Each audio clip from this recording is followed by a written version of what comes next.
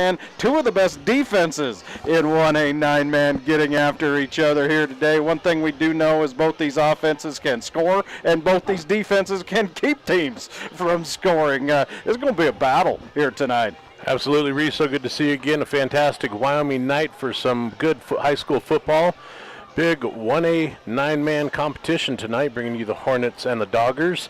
And you're right, Reese, these two teams have a little bit of history behind themselves with them facing each other last year in the state championship game in Laramie, where it just seems to be the last few years Pine Bluffs has been able to establish themselves as one of the top teams in the state.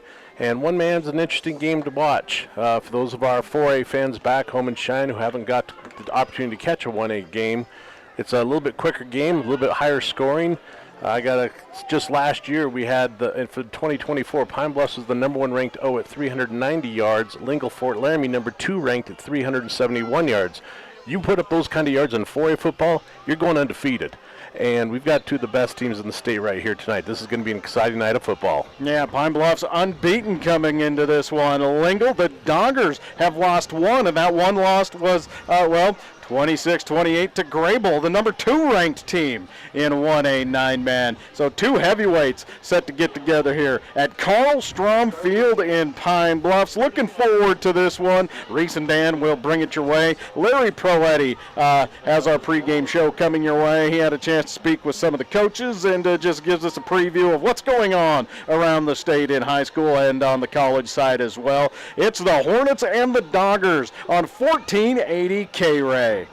We're celebrating the grand opening of our new showroom with a sale on new Kias. I'm AJ Miller for Kia of Cheyenne. Right now, come in for savings on a new 2025 Kia Carnival, which will give you more features, safety advancements, comfort, and much more. There's no need to go anywhere else. We've upgraded our facilities to provide you with an even better service for an exceptional car buying experience. Come in, call 775-0123 or go to kiaofcheyenne.com and we'll make it easy. The Brake Stop in Casper and Cheyenne is your locally owned brake specialist for over 20 years. ASE certified. We always offer 100% free brake inspection, free tire rotations, and now offering a free alignment check. So for the best brakes, best service, and always the best price, stop at the Brake Stop. See our website and social media for exclusive deals.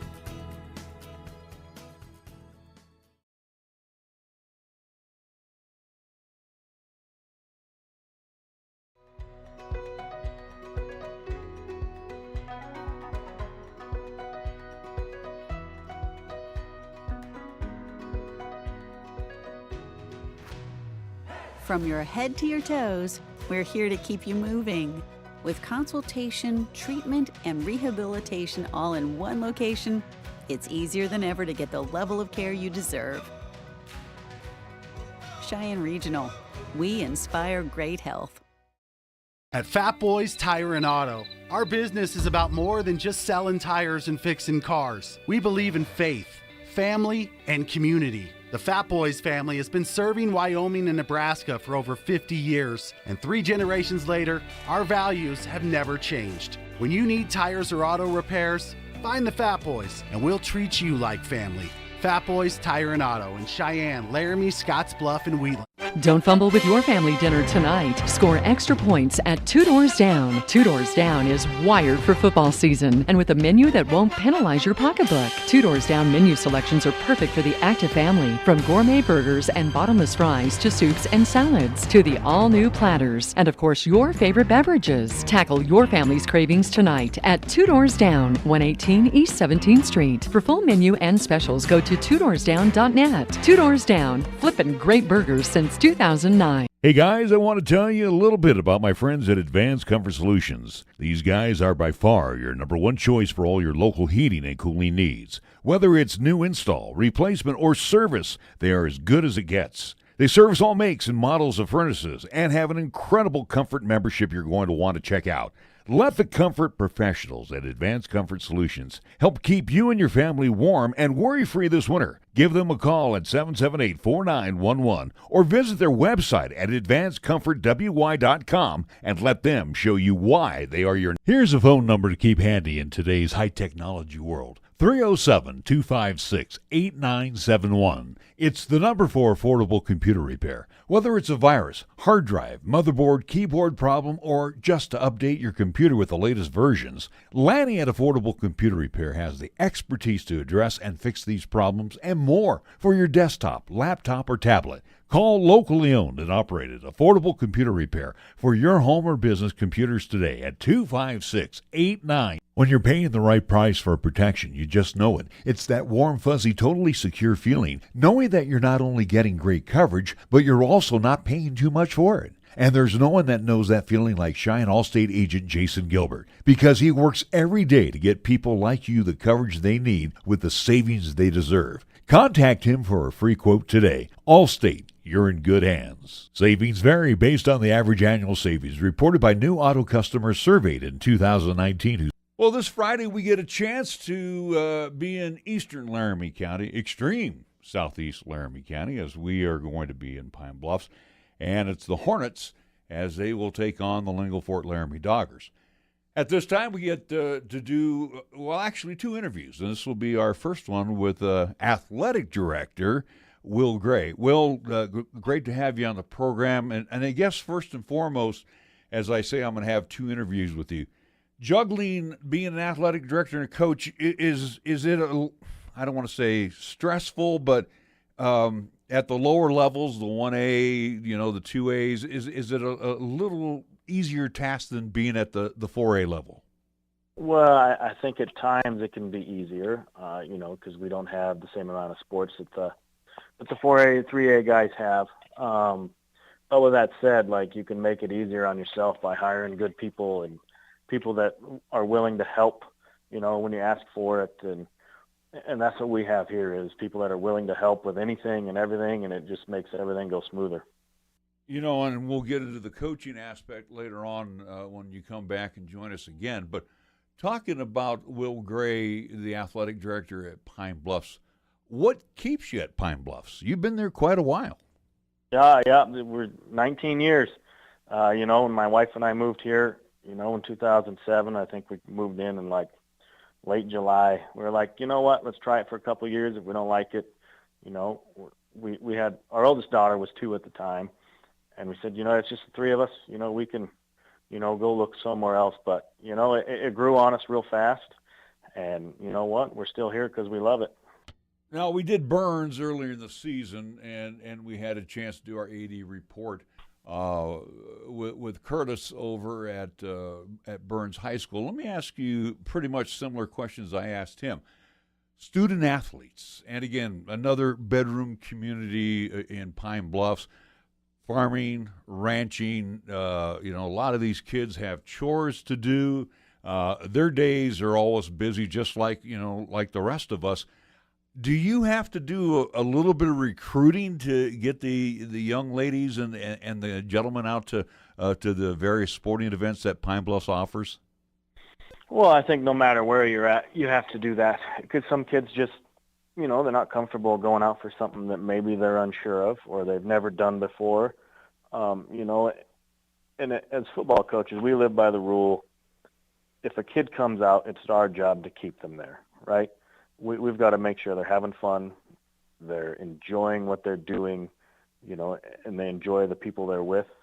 But yeah, we do a lot of in-school recruiting, just trying to make sure that, that kids are getting an experience or coming out and trying it. And I always live by the come out and try it for 2 weeks. If you don't like it after that, I'll never bother you again. And, we've had some kids come out and enjoy it, and they're still out. And we've had other kids that, they decided it wasn't for them, and, they came out and tried it, and that's all we can ask.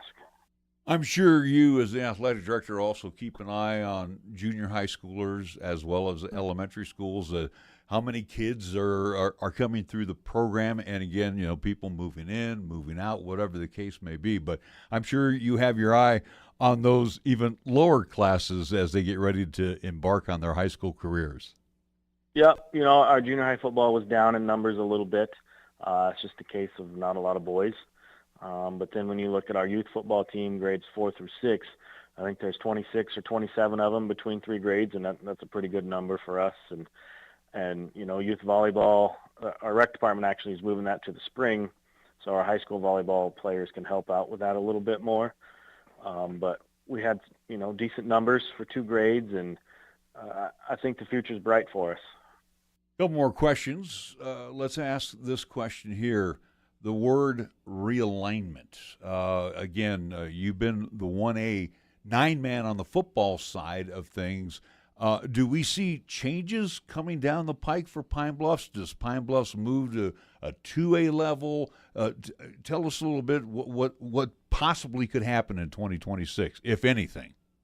Well, if things change, we will stay the same. We'll be 9-man in football. We'll be 2A and everything else. And, where our numbers put us right in the middle of 2A, when you're talking volleyball, basketball, track, and those things. And in 9-man, we're still right in the middle. So we've got some room to grow before we would have to move up. And final thought, talking about participation earlier, talk about and let's put a plug in because I know we'll be heading into the winter sports here pretty quick. Some of the summer fall sports that Pine Bluffs had during the season, and talk about some of the special events that you had. Well, in cross country we combined with Burns, and they got state coming up here in next week actually in Cheyenne, and Cheyenne, the schools have done a great job running that meet the last couple of years. Little America's a great venue for it, so they're excited for that. Volleyball is, getting ready for regionals, and they want to make the state tournament again for, I think, going on 4 or 5 years in a row. They want to make some noise there, and football-wise, we got a lot of work to do still because the West Side's got 3 pretty good teams, and we're not sure where we stack up yet. And then kind of looking forward, junior high girls wrestling started on Monday. Junior high boys wrestling started. Junior high girls basketball started on Monday. So it's busy all around. That wraps up our first conversation with Will Gray, athletic director. We'll talk to Will Gray, head coach of the Pine Bluffs Hornets, in just a little bit. Sandwiched in between, Brandon Gifford, head coach of the Lingle Fort Laramie Doggers, on the way after this timeout. You're listening to and watching high school football right here on 1480. Ready to level up? Show your team pride every time you pay with the new lineup of FNBO Visa Debit Fan Cards. Free with any FNBO checking account. Unlike any card you've seen, with unique design, raised detail, and premium finish. Pay in style everywhere you go. The new collection, only from FNBO. Visit fnbo.com/debit to get yours. We're celebrating the grand opening of our new showroom with a sale on new Kias. I'm AJ Miller for Kia of Cheyenne. Right now, come in for savings on a new 2025 Kia Carnival, which will give you more features, safety advancements, comfort, and much more. There's no need to go anywhere else. We've upgraded our facilities to provide you with an even better service for an exceptional car buying experience. Come in, call 775-0123 or go to KiaofCheyenne.com and we'll make it easy. It's on! We're having a grand opening sale offering savings on new Kias. I'm AJ Miller for Kia of Cheyenne, and right now during this event, you can save on a new 2025 Kia Sportage. The 2025 Kia Sportage has exceptional value. There's no reason to pay big city prices. We've been here for over 20 years, and now we've made changes with a better facility and more vehicle options. Stay close to home and pay less at Kia of Cheyenne. Call 775-0123 or go to KiaofCheyenne.com, and we'll make it easy. This is your journey. But whatever direction you take, whatever path you find, wherever your journey leads, everything you need to get there is right here.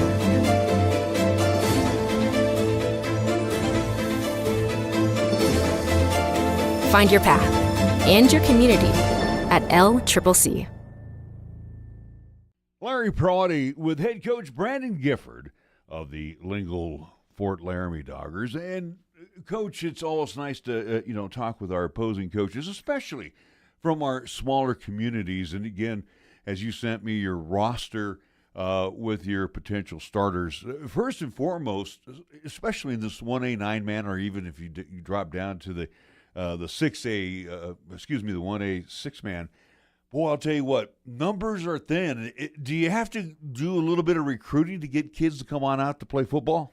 Yeah, in some small schools, sometimes it's it's kind of like riding a wave. You have some peaks and valleys where there's years and groups of years where your numbers are really good and really strong, and then there's years where for whatever reason the number of boys in your school is not as high, or you just have a group of boys that don't play football. And so recruiting is a big part of it, and just trying to maintain some level of success through some of those valley years as far as numbers go is always a challenge.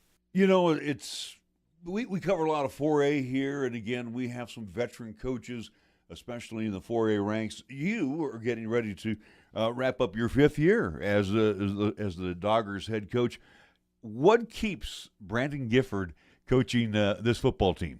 Man, that's a good question. I just enjoy the sport. I enjoy being around the kids.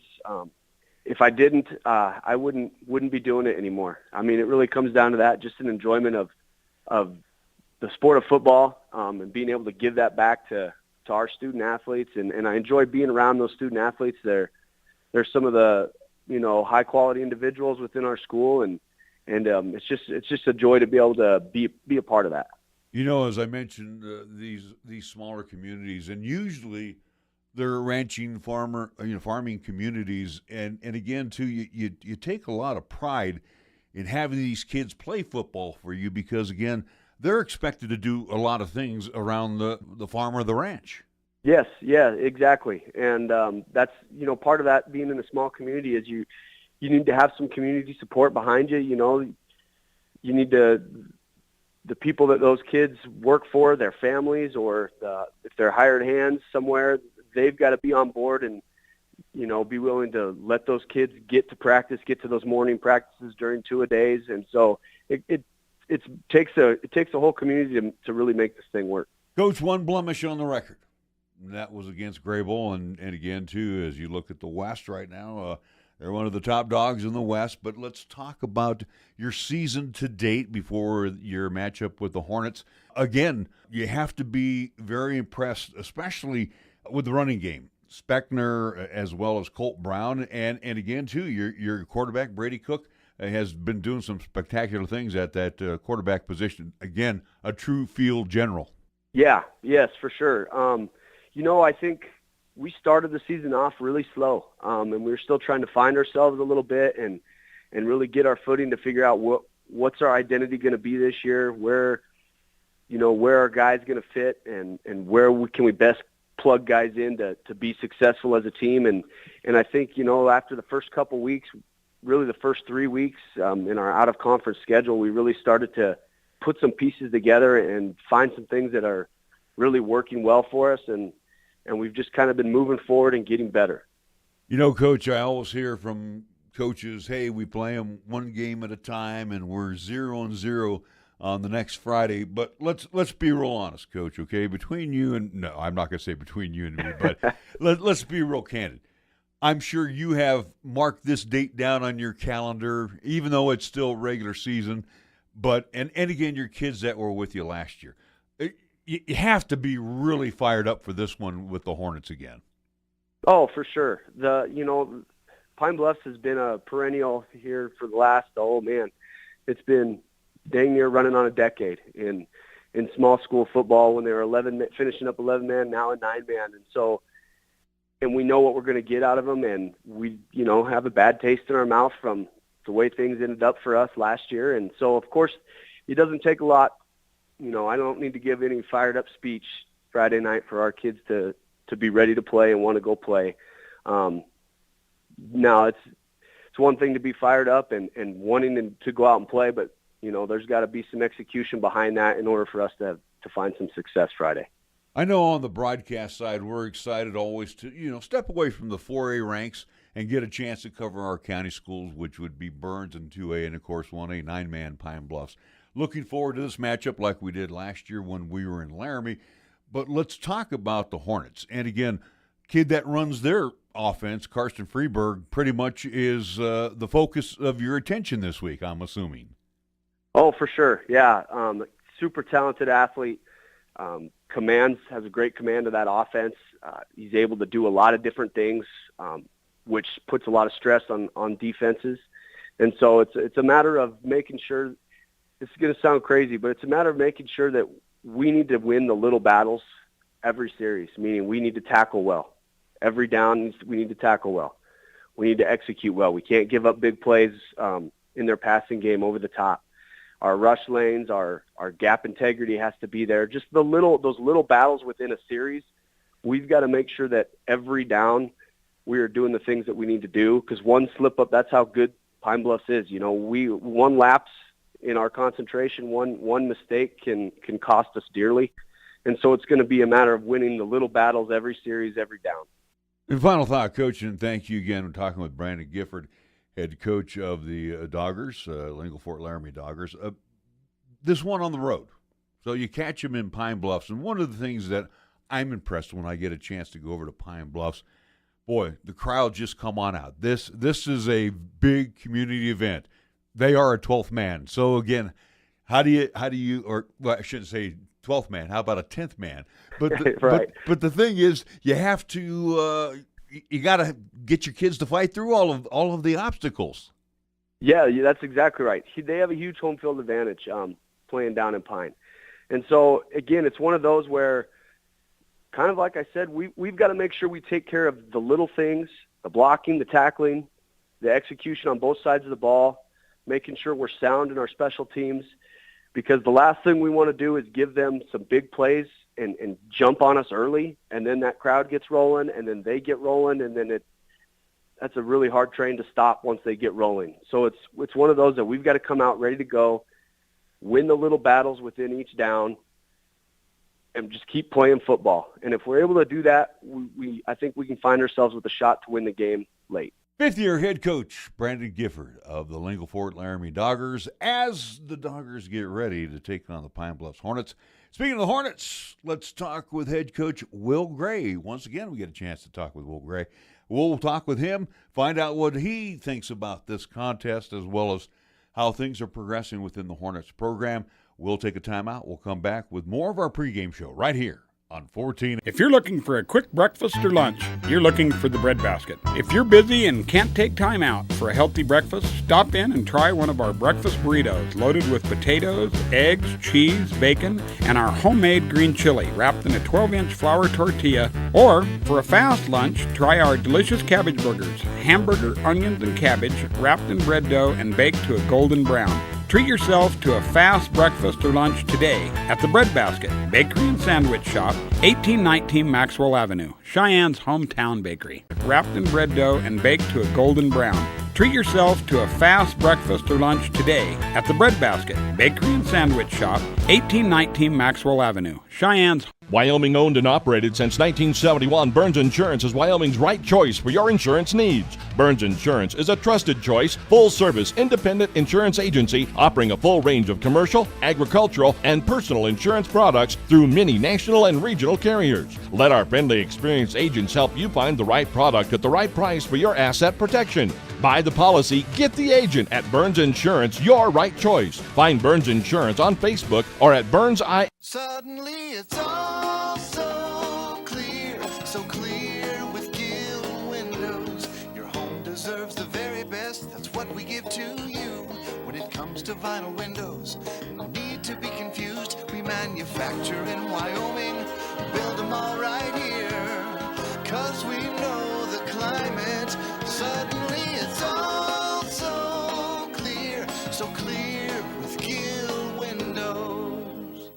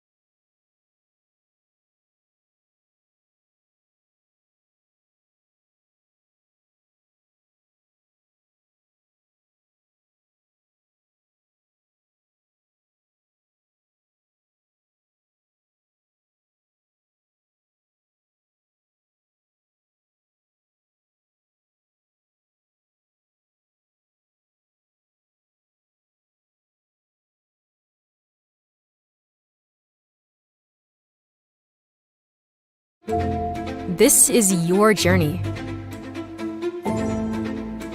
But whatever direction you take, whatever path you find, wherever your journey leads, everything you need to get there is right here.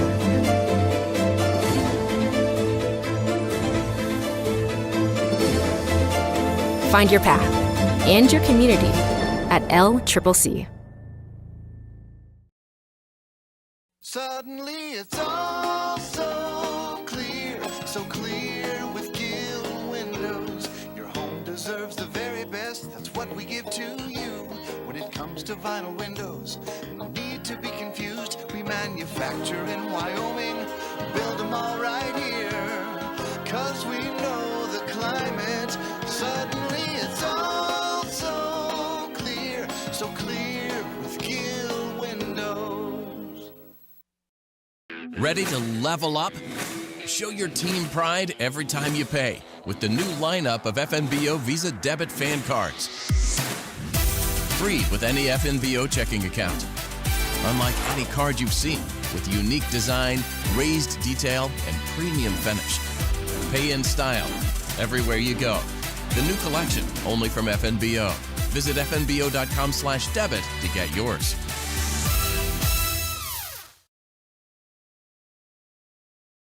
The players return to the field. Up to bat are the Warriors. First up, number 7. There's the pitch. It's a hit, good for a single. Next, number 18. He swings, line drive to center field. 15 steps up, another hit. Bases loaded now as number 40 approaches the plate. It's headed for the fence. Grand slam, the Warriors win the game. Make it home safe. Buckle up, every passenger, every trip, every time. That's the sound of a Mountain Dew. And that's you enjoying its refreshing citrus kick.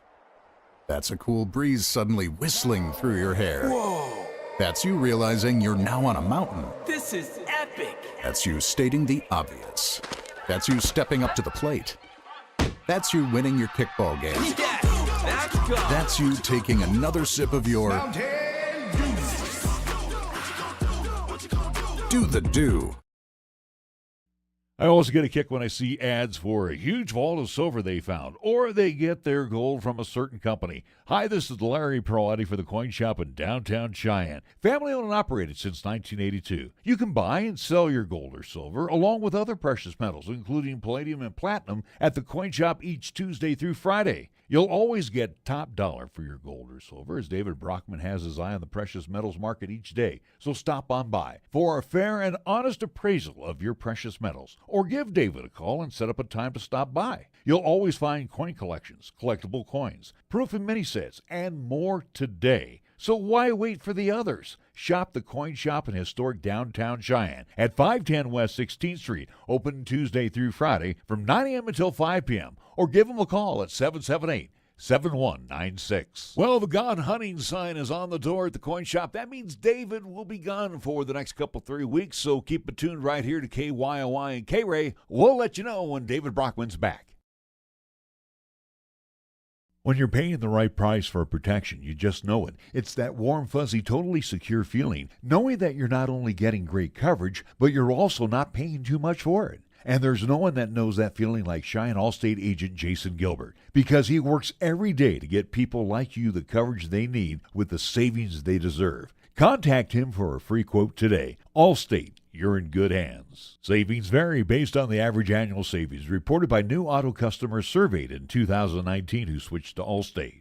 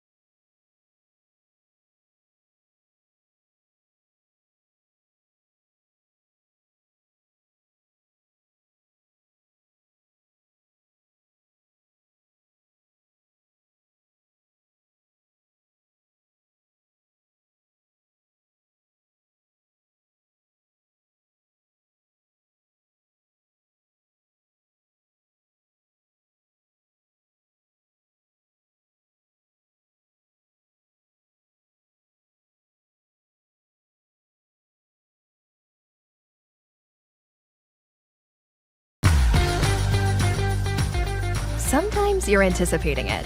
Sometimes it's unexpected. Occasionally it's something small. But most of the time, it's a pretty big deal. It's your best day ever. And Meridian Trust Federal Credit Union is proud of the part we play in making each of them happen. Whether opening your first savings account or moving into your dream home, Meridian Trust is there for all your best days.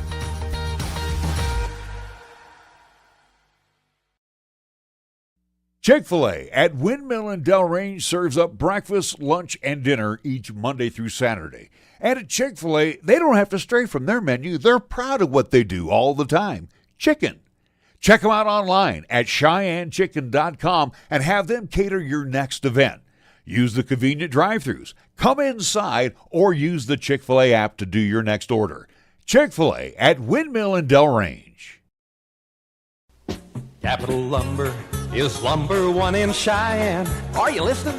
We're all the lumber store you'll ever need. For 60 years, family-owned and operated, Capital Lumber Company has been your one-stop to shop for all your lumber, hardware, and accessories. And now it's time to think about those indoor remodel projects, like a new storm door, paint, even a new vanity for that bathroom remodel. And there's so much more. It's been 60 years, and they're still here for you today. Capital Lumber Company at 1222 Dunn Avenue in Cheyenne. Here's a phone number to keep handy in today's high-technology world. 307-256-8971. It's the number for affordable computer repair. Whether it's a virus, hard drive, motherboard, keyboard problem, or just to update your computer with the latest versions, Lanny at Affordable Computer Repair has the expertise to address and fix these problems and more for your desktop, laptop, or tablet. Call locally owned and operated Affordable Computer Repair for your home or business computers today at 256-8971. Hey guys, I want to tell you a little bit about my friends at Advanced Comfort Solutions. These guys are by far your number one choice for all your local heating and cooling needs. Whether it's new install, replacement, or service, they are as good as it gets. They service all makes and models of furnaces and have an incredible comfort membership you're going to want to check out. Let the comfort professionals at Advanced Comfort Solutions help keep you and your family warm and worry-free this winter. Give them a call at 778-4911 or visit their website at advancedcomfortwy.com and let them show you why they are your number one choice.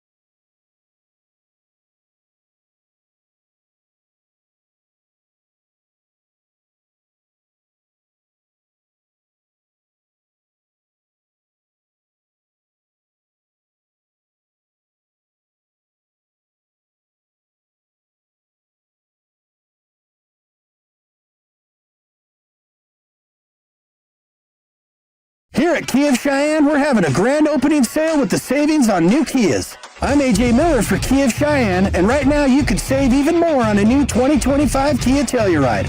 The 2025 Kia Telluride will surprise you with standard features, versatility, and comfort for a better value than what's available elsewhere. Stay close to home and pay less here at Kia of Cheyenne. Come by and check out our upgraded facilities. Call 775-0123 or go to KiaofCheyenne.com. We'll make it easy.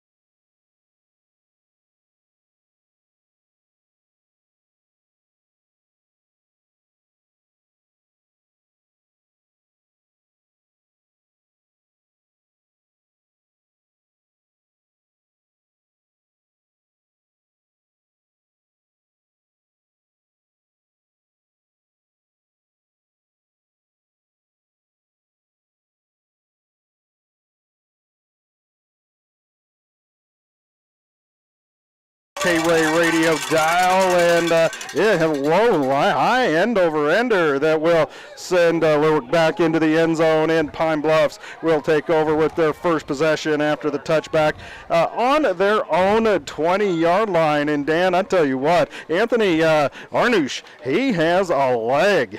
Absolutely, that was a pretty impressive kick. I like seeing that.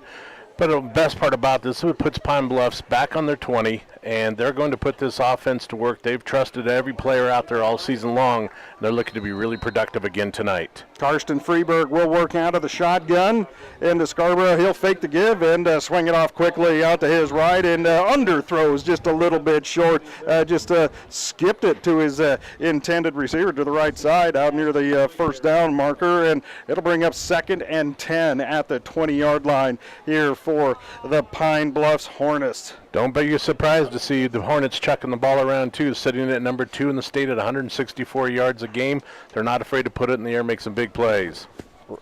Receivers split off to either side, and Scarborough in the backfield stands just to the left of Freeberg, and Freeberg will give it off to him, looking for some running room around to the right side. He does get to the tackle. It's going to be strung out. He will pick up some positive yards, and Rangel did a great job of stringing that one out to the far sideline, and Pine Bluffs works quickly. That'll be a pickup of about 3 yards.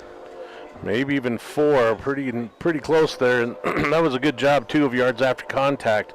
Lingle did a nice job of stringing that out, getting into the backfield and trying to disrupt that. But talk about determined to get some yards. That was a great job of putting his shoulders down and getting that, fighting for that extra yard or two. It'll be 3rd down at their own 23-yard line. Freeberg drops the pass and looks across the middle and goes off the hands of his intended receiver, just a little bit high to Lerwick. It will fall incomplete and bring up 4th down. I don't think that's a big concern right now. Pine Bluffs right now is just testing out, seeing what Lingle's bringing on their defense. How are they lining up? Who are they covering? A little bit of balance of pass and run there to just check out what this defense has got to offer. And now the Hornets will punt this way.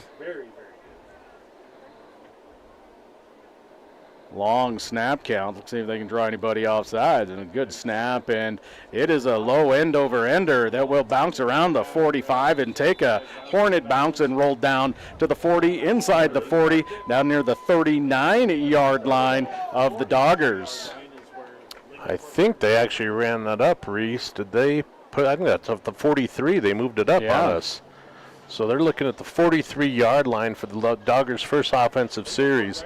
And this is an offense that hasn't shied away. They've been able to put up 250 yards rushing a game, ranked number 4 on passing and rushing, but number 3 overall in the state. So this is going to be a lot of effective offenses and a lot of scoring tonight. Brady Cook works out of the shotgun. The snap is high, and he gives to the first man, and on the inside give, and there's that Pine Bluff defense. And that was Lincoln Speckner that he gave it off to, and that Pine Bluff defense was just rallying and holding Speckner to no gain. That's not the kind of attack that Lingle wants to see Pine Bluff be able to pull off. Big old number 32, Gabe Federer, 5'10", 210 back there, making a big statement in the backfield. Doggers send 3 wide right, and it is Brady Cook. Cook swings it off to the right side, and the Hornet defense is rallying. That will be a loss on the completion. Fantastic job by the Pine Bluff Hornet defense, too. Coach Gray has talked about in his pre-games and his interviews on the in the newspapers about how proud he is of these kids. They have like a plus 32 to touchdown to turnover ratio. They don't turn the ball over. They had 5 turnovers they took away last week and the week before. So this is a really effective defense that attacks well and creates a lot of big plays. And on that play, we certainly saw the Hornets step up and make a statement. Call it a loss of 2. 2 receivers split wide left, 1 wide right. Out of the shotgun is Cook. Cook with 1 back just to his left. He'll take the snap, drops right back. Here comes some pressure. He's flushed out, steps up in the pocket, lobs it downfield, and just overthrows his intended receiver. He was looking for Arnush and just overthrows him, and the pocket collapsed, and Cook had to step up in the pocket, and Pine Bluff's bringing the heat on 3rd and long there, Dan. Yeah, Nathan Lear was actually wide open down the seam, got his hand up, but he was looking to go deep with the ball, and that was a nice one-on-one defensive play out there. Ball's a little high, a little tough to handle, but Lingle's going to line up now and just punt it back to the Pine Bluff Hornets and see what happens on their O. Arnush will boot it away, has the big leg on the kick, and this is a knuckler that Lyric will chase down to near the 20, and he'll let it roll, and still let it roll. It will be down about the 10-yard line, maybe the 9-yard line. What a boot from Anthony Arnush to pin Pine Bluffs deep for their 2nd offensive possession. Looks like it'll be about the 9-yard line. Special teams are called special for a reason, and there's a great example of it where your best, most effective defense is to put the Hornets deep. There's no doubt the Hornets can be effective on offense, but the challenge now is can they go 90-plus yards to do it? Karsten Freeberg will lead his team out. 1st and 10, deep in their own territory at their own 9-yard line. He'll work out of the shotgun and the pistol, and gives off to the big man right up the middle, and some running room. He's up 3 along the far sideline to the 40, to the 50, and the ball is loose. The ball is popped out, and the Doggers will fall on it. The Doggers now going to return it back the other way, and that's Colt Brown, and Brown picks up the fumble, and he'll return it inside Pine Bluff's territory down to the 42-yard line. I'm glad you were calling that play, not me, Reese. That was insane. Federer broke away, showed some really good speed for a big man, got down the field, was attacked from behind, batted the ball out. Lingle then fumbled around several times, didn't know what they were going to do with it, and then they took off and got a nice little 15 to 20-yard return on that as well. And Brady Cook with backs off to either side for the Doggers. They'll split 1 wide right, and they'll slide this one directly to Colt Brown, and Brown is going to be hit and dropped for what looks like a loss, maybe a 1 or 2 yard loss, but again, the Pine Bluffs defense, we mentioned, Dan, 2 very high-powered offenses, 2 good defenses as well, and it will be a loss of about 2 yards for Colt Brown. Senior Thomas Reef Schneider there getting in. He's 6 foot 175, big kid.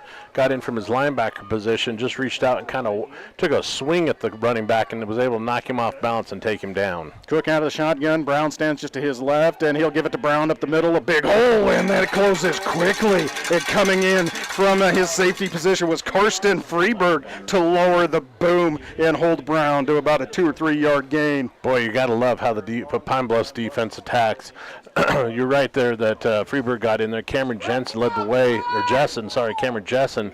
Another big kid, 6'2", 215 from his linebacker spot, made the first impact, and then 3 or 4 other Hornets followed it up and cleaned him off. Call it 3rd and 9 from the 42. 2 receivers split wide to the right, 1 to the left, and Cook out of the shotgun, 1 back in the backfield, stands just to his left. He'll take the snap, drop straight back, look across the middle, and just bounces this one to his intended receiver. He was looking for Nathan Lira, and Cook will just bounce it. It may have been actually tipped a little bit, Dan, but incomplete.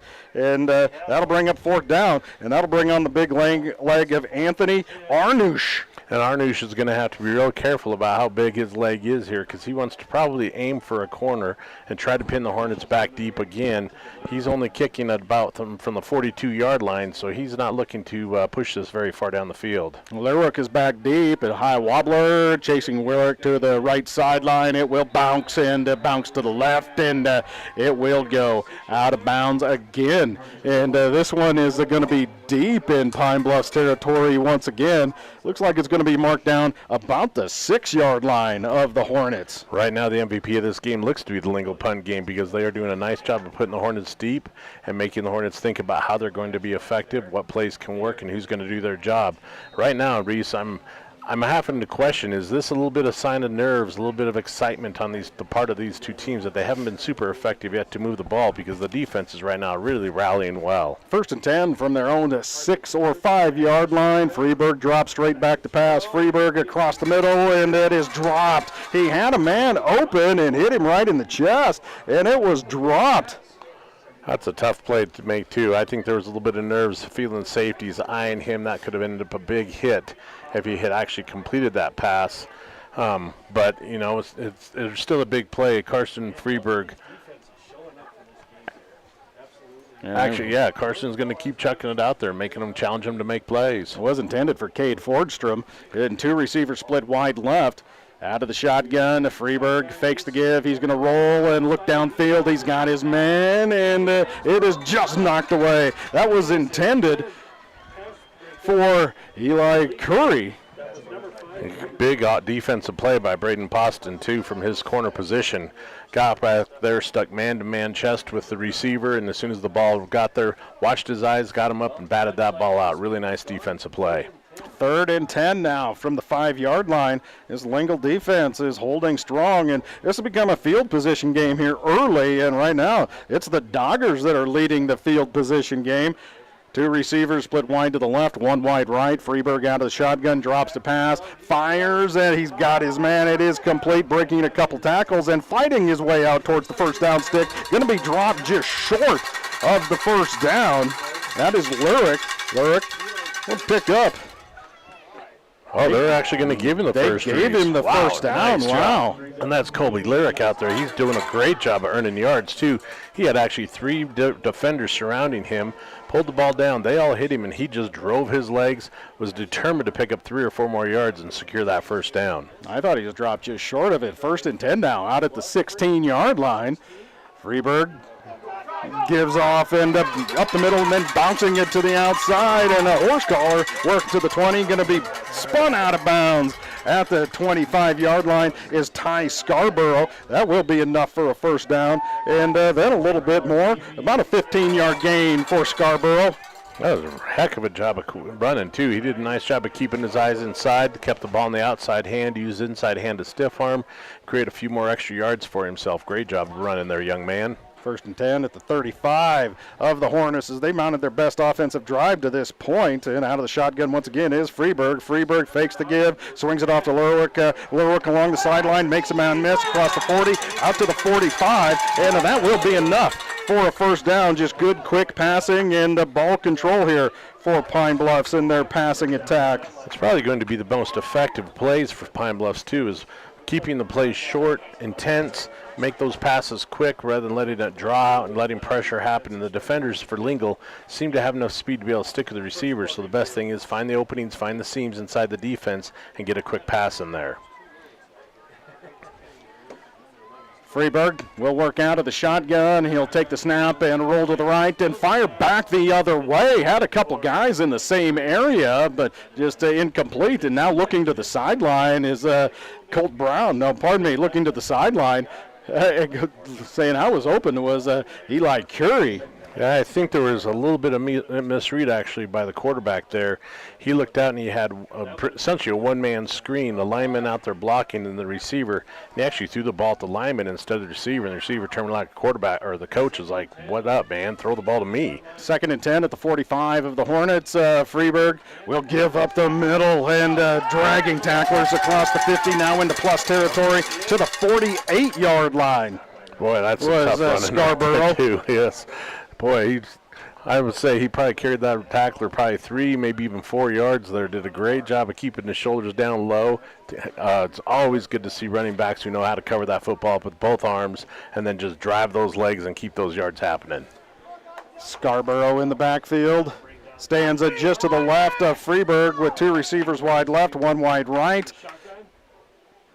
3rd down, takes a snap, drops back, fires across the middle. He's got his man right at the sticks with the completion, the catch, and a falling down with the reception. It should be enough for the 1st down for the Hornets. Brady Freeberg out there doing a nice job of being a big target. And again, they know that hits are coming. Lingle's not afraid to come in and lay the whack on somebody, and that time he tucked it in tight to his belly, curled up, dropped right in the spot, and you're right, Reese, perfect pickup for a 1st down. Just got right to the sticks on 3rd down. 1st and 10 from the 44-yard line of the Doggers. Freeberg fakes the give. He's going to take it himself around the left side, and Freeberg making a guy miss to the 40, to the 35, down to the 30. He's going to be run out of bounds near the 30-yard line. Oh, where are they going to call him? That is the 20-yard line, pardon me. So that'll be about a 24-yard gain. Freeberg, one of the top rushers in the state. He just creates offense all the time. One of those kids that can not only has the vision to find the hole, but then also is gifted with the speed to get through it. And that was a great job of seeing that off tackle, left side off tackle hole and acceleration. Gained himself some valuable yards there. 1st and 10. Freeberg out of the shotgun. And then he'll take snap and give it off to Scarborough. Big hole along the left side. Scarborough down near the goal line. Lowers his shoulder, and Scarborough is in. That is a Hornet touchdown. They get on the board first. Ty Scarborough averaging almost 80 yards a game. Right there, earned just about half of what he usually does. He'll be back for another big run, but wow, you called it, Reese. What a way to blast yourself in the end zone and secure a touchdown for the Hornets. Scarborough, the 20-yard touchdown run. That was a 95-yard touchdown drive for Pine Bluffs. Now, extra point on for the PAT is Carter Perlinski. The snap is bobbled. It's no good. Still a loose ball and being knocked around, and it's picked up by the Doggers, and that's where it will be dead. The PAT is no good. The Hornets take the early 6-0 lead on the blown extra point attempt by the Hornets with 5:40 to play in the 1st quarter on the Pepsi scoreboard. The Hornets leading the Doggers 6-0. This high school football on 1480 K-Ray. Ready to level up? Show your team pride every time you pay with the new lineup of FNBO Visa Debit Fan Cards. Free with any FNBO checking account. Unlike any card you've seen, with unique design, raised detail, and premium finish. Pay in style, everywhere you go. The new collection, only from FNBO. Visit fnbo.com/debit to get yours.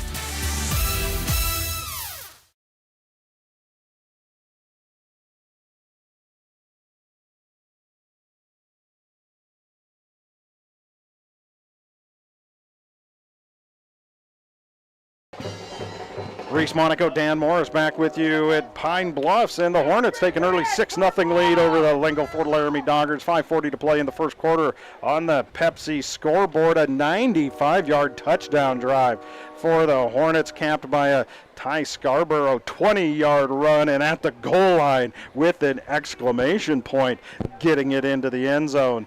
And now The Hornets will kick this thing off, and it looks like Karsten Freeberg will handle the kicking charge as well.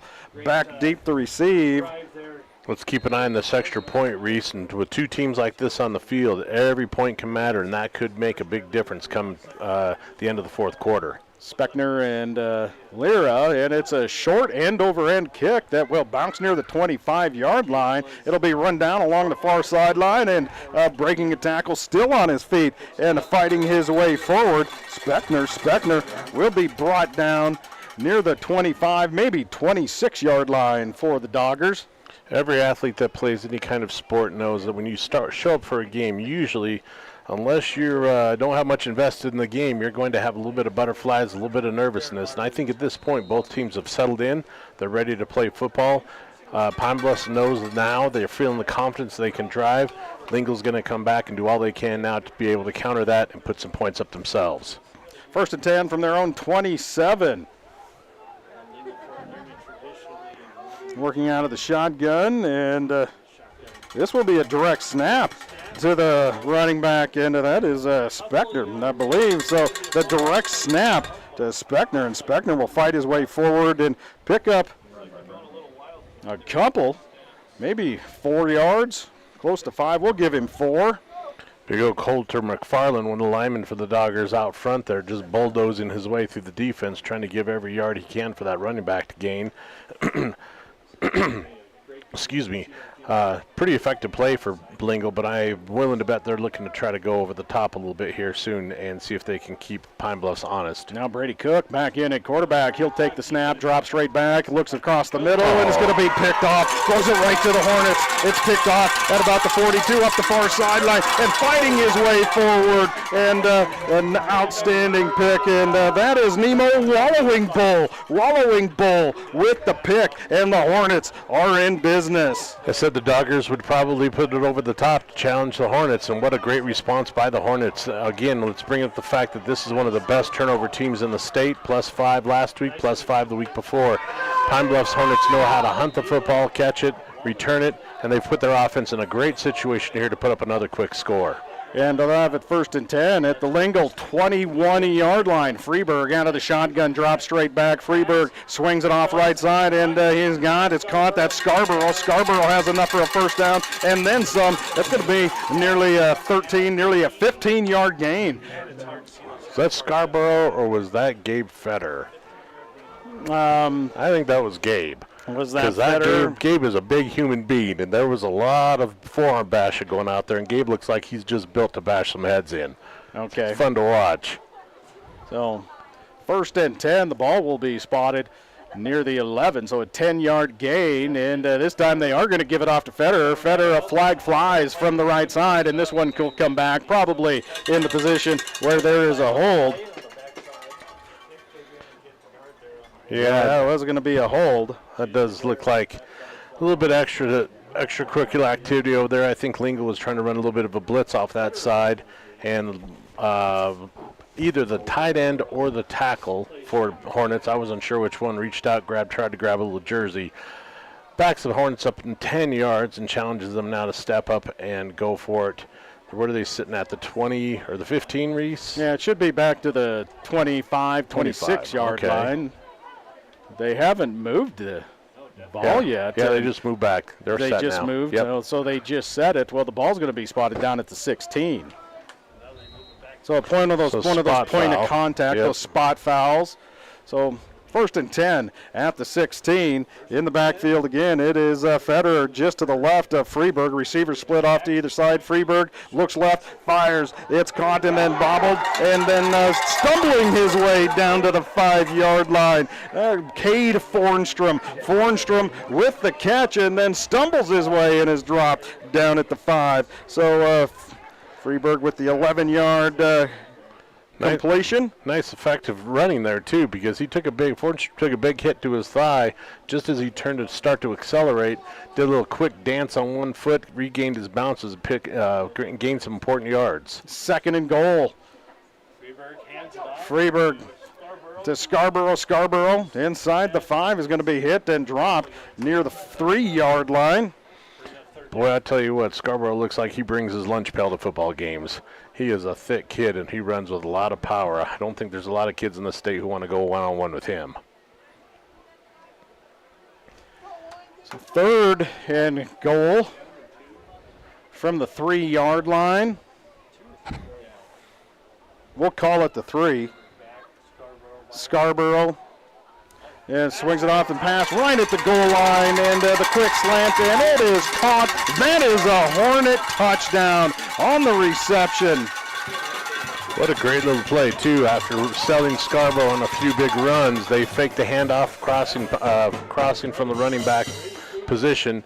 Just a quick pull and throw by Freeburg. Excellent quick pass again, just trying to find those soft little spots inside the Lingle defense, effective for 6. That was Brady Freeburg on the reception, so Freeburg to Freeburg.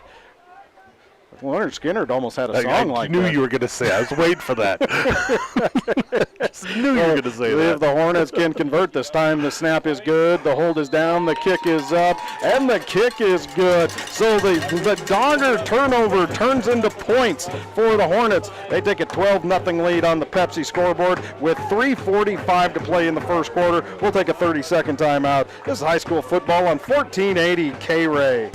The players return to the field. Up to bat are the Warriors. First up, number 7. There's the pitch. It's a hit, good for a single. Next, number 18. He swings. Line drive to center field. 15 steps up. Another hit. Bases loaded now as number 40 approaches the plate. It's headed for the fence. Grand slam. The Warriors win the game. Make it home safe. Buckle up. Every passenger, every trip, every time.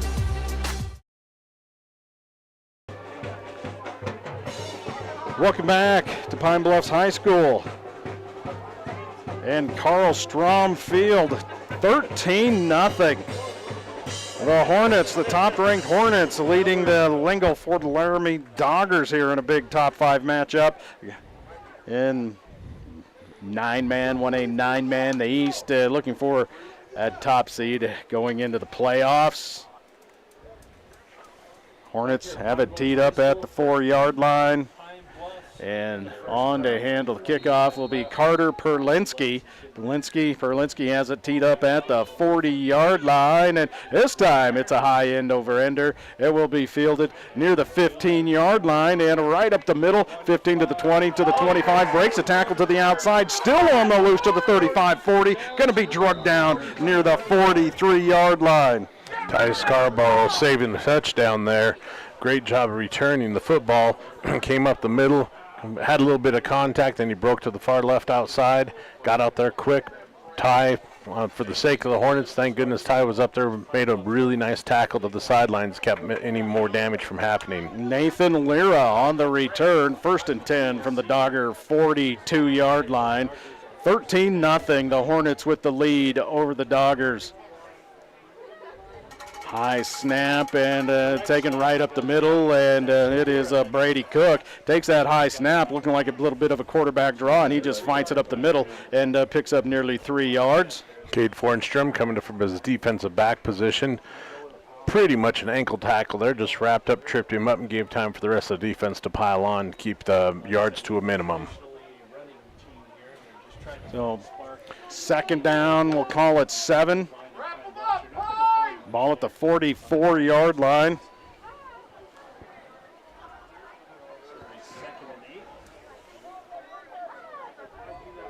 Cook out of the shotgun. One back stands just to his right, fakes the give, looks to fire. Here comes the pressure. He's flushed out, rolls right, and down he goes. What kind of heat, bringing the heat. Pine Bluff's defense got there. They first of all forced Cook out of the pocket to his right, and a good coverage downfield, and then that allowed the pressure to get to him. Pressure there led by senior Thomas Riefschneider coming in from his linebacker position. Blitzed in real quick, did a nice job avoiding the back who was trying to block him, reached out, wrapped up, and then the rest of the defense came there to finish him off. That was an excellent job of defensive play there. Loss of 7. Bring up 3rd down and 15 for the Doggers out of the shotgun. Here comes Pine Bluff showing blitz. Here's the pressure. Cook has to step up, and he's going to tuck it and go along the near side. Stop and hit as he crosses the 40 down to about the 44-yard line. That'll be nearly a 7-yard gain for Brady Cook. But it is 4th down, so it puts the Doggers in a situation again of giving the ball back to the Hornets, challenging the Hornets to see if they can put on a long drive again. And so far we've seen pretty effective punting out of this. Hornets right now, they want to get a good, strong return and start a little bit more upfield than on their own 20 or 5. Now we can see Arnush really put his leg into this one, Dan. There you Lyric go. is back deep to receive. He stands at his own 15-yard line. Respected it. Arnush, the big right footer, and he gets a high knuckler again. They begin kicking away from Lerwick. Lerwick runs it down along the right sideline. He's going to be grabbed and spun down. And a good return. It'll be across the 25, out near the 27-yard line. That's where the Hornets will take over. That's it. That's kind of kicking and punting you want to see, too. Don't kick it straight to the return man. At all levels of football, that just drives me crazy when the kicker puts it straight down the center of the field where the return man is setting. He's got time to read the field, get a good return. In that case, Lingle doing a good job of saying, no, kick it to the sideline. But he's going to return it. We're going to pressure him and use that 12th man defensive sideline to corral him and get a short run out of it. At the 25, 1st and 10 at their own 25. 20 to play in the first quarter on the Pepsi scoreboard. Freeburg takes the snap, drops straight back, fires across the middle. He's got his man. That is enough for a first down. About a 12-yard gain. That is Eli Curry. And not a bad defensive job here. I love this is Wyoming. Lingle's tackler on that, Reese. Dutch Ogburn. Dutch Ogburn. Dutch, I love it. That is, he's got my name of the night right there. I love it. Dutch Ogburn doing a nice job of wrapping up, but it was an excellent play to get it through. 1st and 10 from the 38-yard line for the Hornets. They'll send 2 receivers wide left. Down to the shotgun is Freeburg. Freeburg bobbles the snap, looking to go to the handoff to Scarborough, and he just bobbles it. And it'll be a loss for the Hornets. And did Lingle fall on it? I think Lingle fell on that. Lingle fell on it. So the first turnover is Freeburg. Just was looking to hand it off or just ride it, Dan, and just bobbled the ball. I think his eyes were up too early. He was looking at the hole, trying to get a read on if he should hand it off or not on that. A little bit of inside handoff option there. And as he looked up to see where the defenders are lining up, the ball was snapped. He never got his hands cleanly on it. It got kicked around a little bit.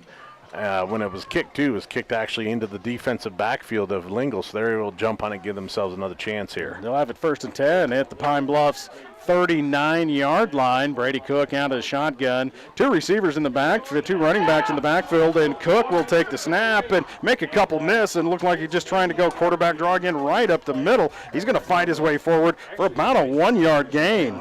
So, boy, you can see why Pine Bluffs has leaned on this defense all year.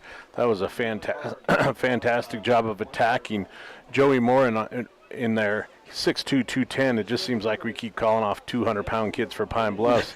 They know how to send them. They're all about the same size. Oh, absolutely. I look at it as a team full of twins, and it's a good-sized team that's ready to play some serious football. And Joey, in that case, getting back there and disrupting what could have turned into a decent play. 2nd and 9 from the Pine Bluff 38-yard line.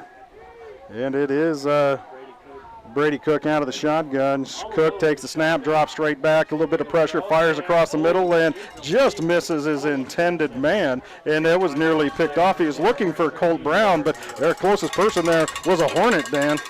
Yeah, and I'm not so sure that the quarterback wouldn't like that pass back. He knew that he short-armed that a little bit, didn't put on what he was hoping for. But we're going to roll into the second quarter here now, Reese. And we are sitting at zeros. We'll take a 60-second timeout. 13-0, Hornets with the lead. This is 1480 K-Ray. Suddenly it's all so clear with Gill Windows. Your home deserves the very best. That's what we give to you. When it comes to vinyl windows, no need to be confused. We manufacture in Wyoming, build them all right here. 'Cause we know the climate. Suddenly it's all so clear with Gill Windows. At Fat Boys Tire and Auto, our business is about more than just selling tires and fixing cars. We believe in faith, family, and community. The Fat Boys family has been serving Wyoming and Nebraska for over 50 years, and 3 generations later, our values have never changed. When you need tires or auto repairs, find the Fat Boys, and we'll treat you like family. Fat Boys Tire and Auto in Cheyenne, Laramie, Scotts Bluff, and Wheatland. Get price quotes and schedule service at fatboystires.com. 3rd and 9 for the Doggers after the Pine Bluffs turnover from the 38 of the Hornets. Cook out of the shotgun, drops straight back, a little bit of pressure, right up the middle. He steps up and fires across the middle. He got his man, and it is to Armush. Armush making guys miss. Armush breaks a tackle. Armush along the far sideline. Armush is in. That is a Dogger touchdown. A 38, no flags on the field. A 38-yard touchdown pass. Excellent. From Cook to Armush. Excellent pass there, too. Actually, Armush was at a bit of a scramble. Deep Pine Bluffs brought a lot of pressure, had 3 or 4 guys in the backfield disrupting that. He did a nice job of just stepping up, keeping his wits about him, and completing a sweet little pass, and then a nice finish and a run for the touchdown for the Doggers. Not only does Armush receive the 38-yard touchdown pass, he's going to be back right now kicking the PAT. The snap is good, the hold is down, the kick is on the way, and the kick is good. So the Doggers turn the Hornets' turnover into points and cut it to 6 points with 11:48 to play in the first half. On the Pepsi scoreboard, it's the Hornets 13, the Doggers 7. We'll take a 30-second timeout. It's high school football on 1480 K-Ray. This is your journey. But whatever direction you take, whatever path you find, wherever your journey leads, everything you need to get there is right here.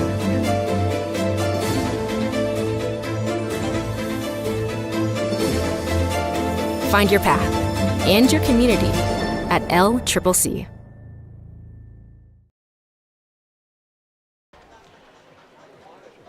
Welcome back to Pine Bluffs High School and Carlstrom Field. The Hornets, both teams, a turnover that has resulted in points for both sides. Lerwick will be back to receive the Arnush kick, and Arnush has a leg. Coming into this game, 25 touchbacks, and he opened the game with a touchback, so 26 touchbacks for the big right leg of Anthony Arnush. And Lerwick is back deep to receive. Lerwick, along with Ty Scarborough, back deep. Arnush, high end over ender. It will sail into the end zone and again make that 27 touchbacks for Arnush, and Pine Bluffs on the touchback will take over at their own 20-yard line, and there is a flag on a touchback. I'm not quite very strange, yeah. I'm sure what a flag on a touchback, maybe an offsides or something. I have no idea. That was called way deep. I mean, that shouldn't be an official watching for offsides. Maybe a little extracurricular on the way down. I'm not quite sure, but they're certainly discussing it. After now coming to the middle of the field and talking to the Lingle captain, and this will be against Lingle. Now. Unnecessary roughness. Yeah. Wow. That must have been a little, as you said, extracurricular there. A little bit enthusiasm beyond the rules. Didn't clearly see that, but apparently the officials are right on top of it. Still kind of discussing, though. I think they're confirming that they made that right call. So instead of the 20, it looks like Pine Bluffs will have it at the 35 to start this drive. It is a dead ball foul, a personal foul, and it's on Pine Bluff, so they marked it off the wrong way to begin with. So they went from the 20 to the 35. Now we'll go back to half the distance, and it will be spotted at the 10-yard line instead.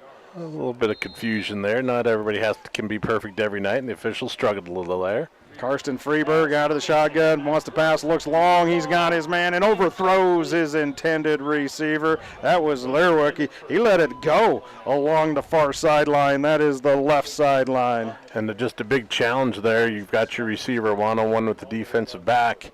Put the ball up high. Gave Colby Lerwick every chance he could to run underneath it, but that was a really nice job of getting having a defensive player do his job too and holding position. One of those passes that maybe should have had a little bit more arc on instead of on the line. And Freeberg out of the shotgun. Freeberg On the give, that's Federer. Federer bouncing off some tackles. Federer out into the open now. Federer to the 35, to the 40, still running over tacklers to the 50, to the 40, and just stiffing arming guys and running dudes over. And Freiberg will work it down to the 25-yard line. Wow. I don't know if he has a nickname yet, but he needs one. Boy, when he gets rolling, he is tough to bring down. Did a great job. And am I seeing a flag on the field, Reese? Oh, he was just stiff-arming guys and running guys over, and it is a hold, and this is going to come back, but Gabe Federer, again, you're right. He needs it. I mean, he just is up there. I mean, that's a tank out there, man. I mean, he just was just trucking people. That's what we need to just call him is truck. Truck Federer. Truck Federer. I like that. Truck Federer. It'll back it up 10. And, he's going to get in that huddle and look at his lineman and go, dude, really? Did you see what I was doing on that play? You don't need to hold. Let me make my plays. But, wow, what a fantastic run. A lot of power, a lot of speed on that. Again, a point of contact penalty. It'll just back it up about 3 yards. And Freeberg out of the shotgun again up the middle, and he'll hand it off. This time it looks like it is Ty Scarborough that he gave it to, and Scarborough will be out near the original line of scrimmage and bring up 3rd and 10. Colt Brown doing a nice job of coming up from his corner position to meet that running back in the backfield, put a big stick on him, and then the Doggers came with 3 or 4 more kids and made sure no extra yards are gained. 3rd and 11. So just didn't quite get back to the original line of scrimmage. The ball spotted at the Hornet 9-yard line. This drive from the opening kick was just kind of confusing. Freeberg will work out of the shotgun. One back stands just to his right. Receivers split off to either side. Freeberg drops straight to pass. Across the middle, crossing route. Got his man, and that is Curry. Curry, is he going to be out near a first down? He is. He has the first down, a 12-yard gain from Freeberg to Curry. Eli Curry, another nice-sized receiver for Pine Bluff, 6 foot 175. Did a nice job of doing a little drag route across about 4 or 5 yards deep. Kept his eyes turned to the quarterback. Quick little completion, and then a nice pickup for the Hornets. So 1st and 10. Ball at the 22. Freeberg gives up the middle, and Lingle was just grabbing at the ball. That is Scarborough. Scarborough will fall forward for about a 2-yard gain. We'll call it a 3-yard gain for Scarborough. And both these teams know they've got to create their own opportunities. So reaching out, as we used to be coached all the time. The first guy there makes the tackle. Everybody else rip the football out. And Doggers are doing all they can to create a turnover right now. 2nd down, ball at the 25-yard line. Freeberg again to Scarborough. Big hole left side. Scarborough just sprints for a first down and then some across the 30. Going to be tripped up down to the 33-yard line. Just athletes making plays. Scarborough there broke out on the left side. Probably just right outside the left tackle. If you're watching this on our stream on YouTube, you'll see that the 9-man football only plays with 3 linemen, technically a center, 2 tackles, and 2 tight ends who are still eligible receivers. So when you say off tackle, you're not really getting that far wide out, but he did a great job of finding that seam there and breaking for a big gain. 1st and 10 at the 37.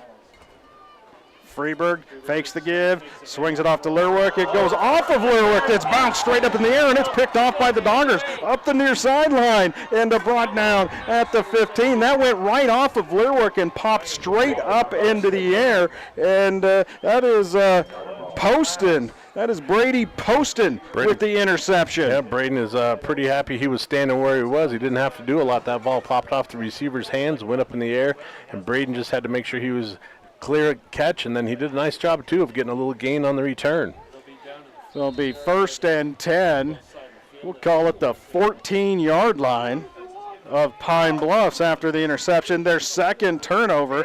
Brady Cook out of the shotgun, backstand on either side of him. Receivers split off, and it's going to be the Wildcat snapped directly to Colt Brown, and Brown hit hard and dropped as he tries to work it around right side. That'll be a loss of about 2. Ty Scarborough with the breakthrough there.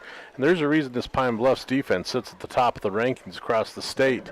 They are effective at attacking and bringing always. There just seems to be 3 or 4 kids every single play in the backfield, disrupting the formation, disrupting the holes.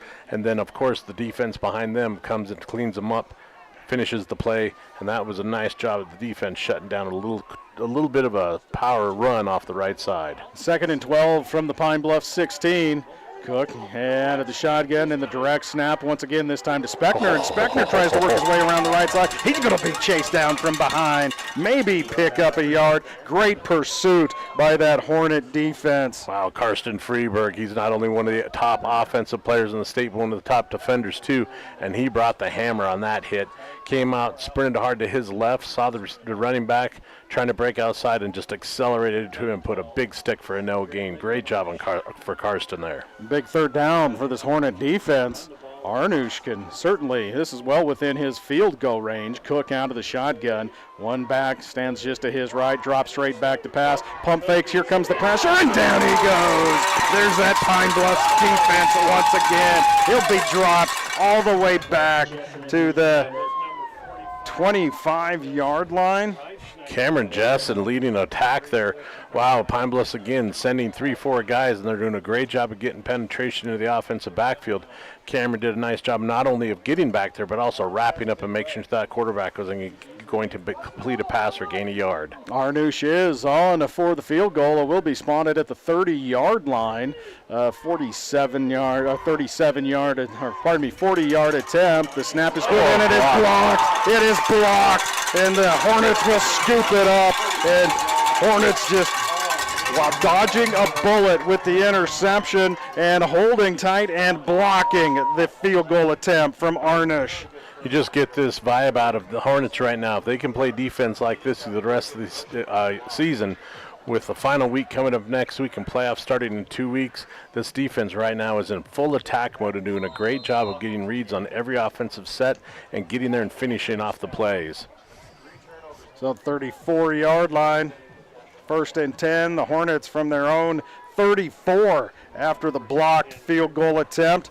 And Freeberg will work out of the shotgun, the pistol formation. Scarborough stands just behind him, and he'll give it off to Scarborough left side, lowers his shoulder. The Dogger defense is there. They hold him for no gain and maybe a loss of a yard. Lincoln Speckner coming up from his linebacker spot there, doing a nice job of breaking down. Again, we talk about how a tackler should break down but keep his feet moving. Lincoln did a nice job of shuffling his feet, running into making sure he was moving forward so he could make a big stick, and then the defense right behind him came to finish him off. So no gain. 9 carries, 62 yards unofficially for Scarborough. Scarborough stands just to the right of Freeberg. Receivers off to either side. Now one in motion, goes out. And an inside give to Scarborough. Scarborough right side. Going to be hit at the line of scrimmage and try to drive the pile forward. He does across the 35, out near the 37-yard line, maybe 38. A gain of about 4 yards for Scarborough. Colby Learwick up there for the Doggers. Took on his blocker, squared him up, did a nice job of keeping his arms extended so the blocker couldn't get in tight to him. Shedded that block and then did a nice job of disrupting the run. Didn't exactly get in, didn't make the tackle, but he certainly got in there and slowed him up and let the rest of the defense finish him. So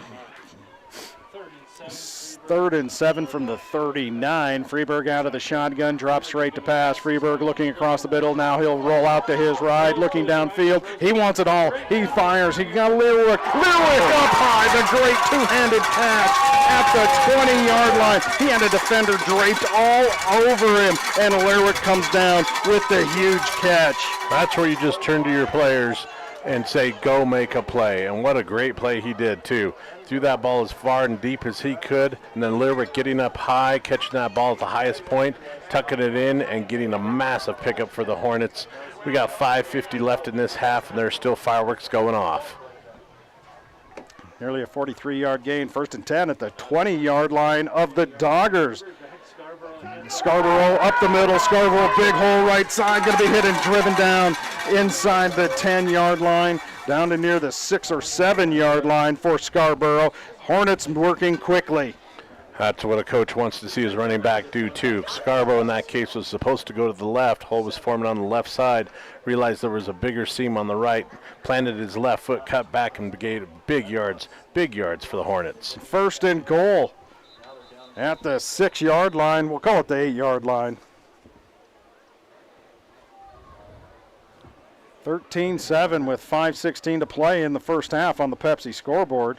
Now some substitutions coming in and out for both teams. The blocked field goal led to this drive. It'll be Freeburg out of the shotgun. Scarborough stands just to his right. Two receivers off to either side. Fakes the give to Scarborough, and he'll just work it in himself. And that is a Freeburg touchdown. The Hornets are on the board once again. Karsten Freeburg from about 8 yards out. Players make plays. In that case, Karsten, nice job pulling the fake handoff back in and then just crossing over, running to his right. Big gap. Nice job of blocking up front by that tight end and that tackle. Karsten read it perfectly and put it at full speed into the end zone. And timeout being called. And it is a timeout for the Hornets, and they may be looking to go for two here to get that extra point back. We'll just keep it right here. Reese Monaco along with Dan Morris. You're listening to and watching high school football on 1480 K-Ray, and you can video stream with us on our YouTube channel. Search engine 1480 KRAE. And this is just we still have 5 minutes left in the first half, Dan. Some incomplete passes, things have stopped the clock, but both these offenses work very quickly, and they both have big play players. Well, they have to right now, Reese. This is kind of pressure time of the season with playoffs sitting 2 weeks away. Grable, the other big powerhouse in 1A 9-man across the state, playing Wind River tonight, and by the standings and by how the statistics work, you can probably think that the Grable is going to post a 7-0 record at the end of this weekend. So these two teams know that they're battling to find those important first, second, third, fourth positioning in the playoffs. So every play is important to these two groups. And they're going to line up and they're going to go for one, Reese. Yeah, they'll kick the extra point after calling the timeout. Freeburg on the hold. The snap is good. The hold is down. The kick is up. And the kick is good. With 5:08 to play in the first half on the Pepsi scoreboard, the Hornets leading the Doggers 20-7. We'll take a 30-second timeout. You're listening to and watching high school football on 1480 K-Ray. This is your journey. But whatever direction you take, whatever path you find, wherever your journey leads, everything you need to get there is right here.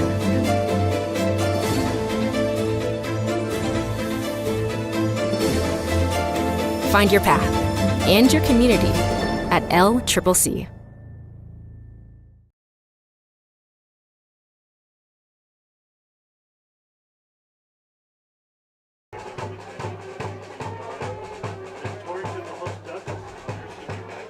Welcome back to Pine Bluffs High School. 5:08 to play in an exciting first half. Big plays, turnovers, 20-7. The Hornets leading the Doggers on the Pepsi scoreboard. Reese, I was just checking the internet, and we were just talking about Grable and what they were going to do. They do move to 7-0, so number 2 Grable beats Wind River 45-8. So these teams right now are lining up for the big three. Grable, Pine Bluffs, or Lingle, or two of those three, are all going to be in Laramie in 3 weeks fighting for that title. Carter Perlinski on to kick it away. Perlinski, low end over ender, and coming in on the run is Spector. Spector across the 25, out near the 30. They'll give him the 29 for the Doggers. Spector catching that on almost a full sprint on the short kickoff. And I think them kicking that extra point, Reese, is a little bit of strategy right now with just under 5 minutes left in this quarter. Pine Bluffs doesn't want to give the Doggers any kind of rhythm or anything to go into the locker room feeling the vibe. So right now they've got to count on this defense to step up, shut down the Doggers, get the ball back, and roll into the halftime with at least a 20-7 lead. Looks like Doggers are in Wildcat right now. And Spector will take the snap. Spector right side. Spector has some running room, and Spector will be across the 35 now near the 36-37 yard line. Boy, and I tell you, this Pine Bluffs defense knows how to attack. It's sure fun to watch them. It doesn't matter which way the Doggers run, who's carrying the ball, On that case, again, Cade Fornstrom coming big, coming strong, and doing a nice job of shutting down that run.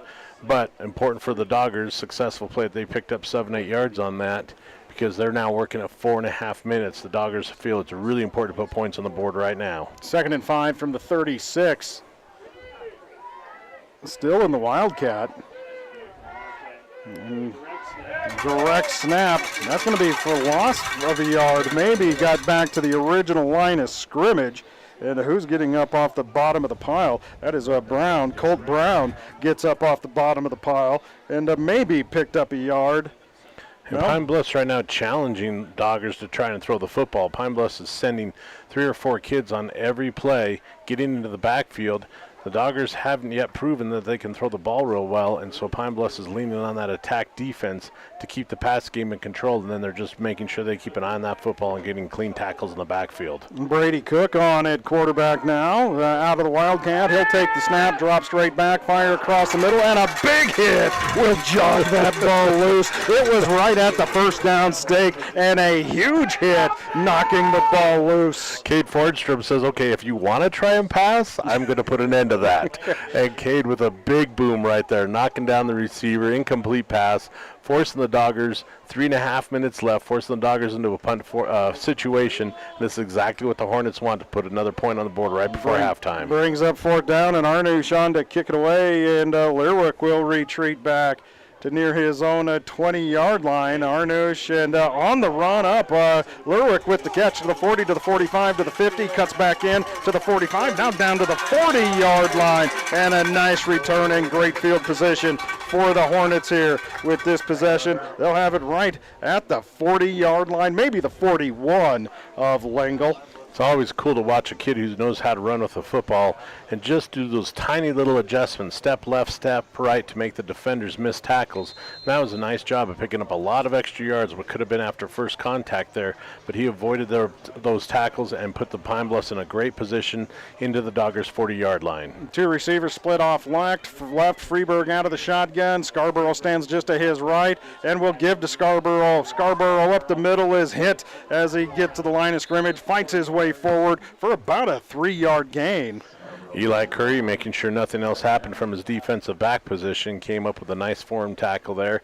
Those aren't 2 super-sized kids, probably darn good basketball players too, but when they hit there, that was a nice little bit of contact, and both of them probably, we'll call that a 50-50 play, 3 yards gained, but also a nice tackle made. 2nd and 7, we'll call it, at the 38-yard line. One man in motion now from left to right across the formation. Freeberg out of the shotgun, up the middle to Scarborough. Big hole. Scarborough cuts back. Scarborough breaks to the sideline. It's a foot race to the corner. That is a Hornet touchdown. Ty Scarborough with the 38-yard touchdown run. Again, I just want to compliment him on his return or his running abilities there.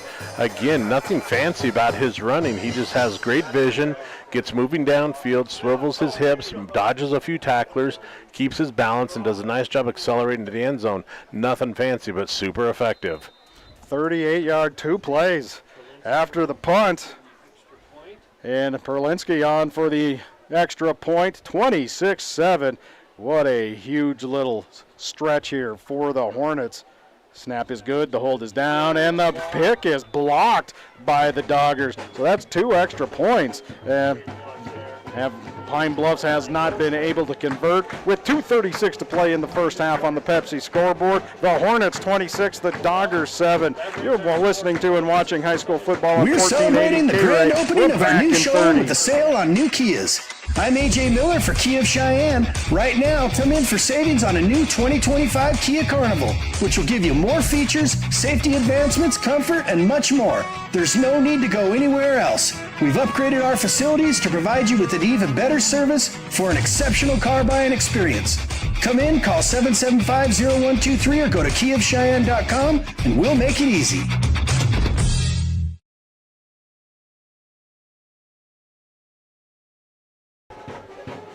.40-yard touchdown drive for the top-ranked Hornets, and a Ty Scarborough 38-yard touchdown run. Well, the one thing that blocked extra point does, Reese, is takes out the concern of do we make up for that point, because now it becomes let's kick a field goal if we want those points back. And Not necessarily that's going to be a successful thing because Doggers have to be able to knock 2 of them down, but that could be the plan is if we need it, we got 3 points coming too. Perlinski has it teed up at the 40-yard line, and back deep to receive is Speckner. Speckner, along with Lyra, I believe, is also back there, standing around their own at 10-yard line. It's going to be a Pooch short kick, and it's fielded by one of the upbacks. And down to the 40 to the 45, 30 to the 35, out near the 40-yard line. We have a natural grass playing surface here, Dan, and sometimes it's a little harder to see the yard lines, especially when it's on the far side of the field. So it'll bring up 1st and 10 at the 39-yard line for Lingle. But you got to admit it, Reese, for old dudes like us to see some natural turf out there, a little bit of dirt, a little bit of brown grass, just warms the heart to see some good old school football happening. Brady Cook will work out of the shotgun. Running backs off either side. He'll turn and give it off to the first man, and a big hit right at the line of scrimmage. Colt Brown just drilled right at the line of scrimmage and actually lost a yard for Colt Brown.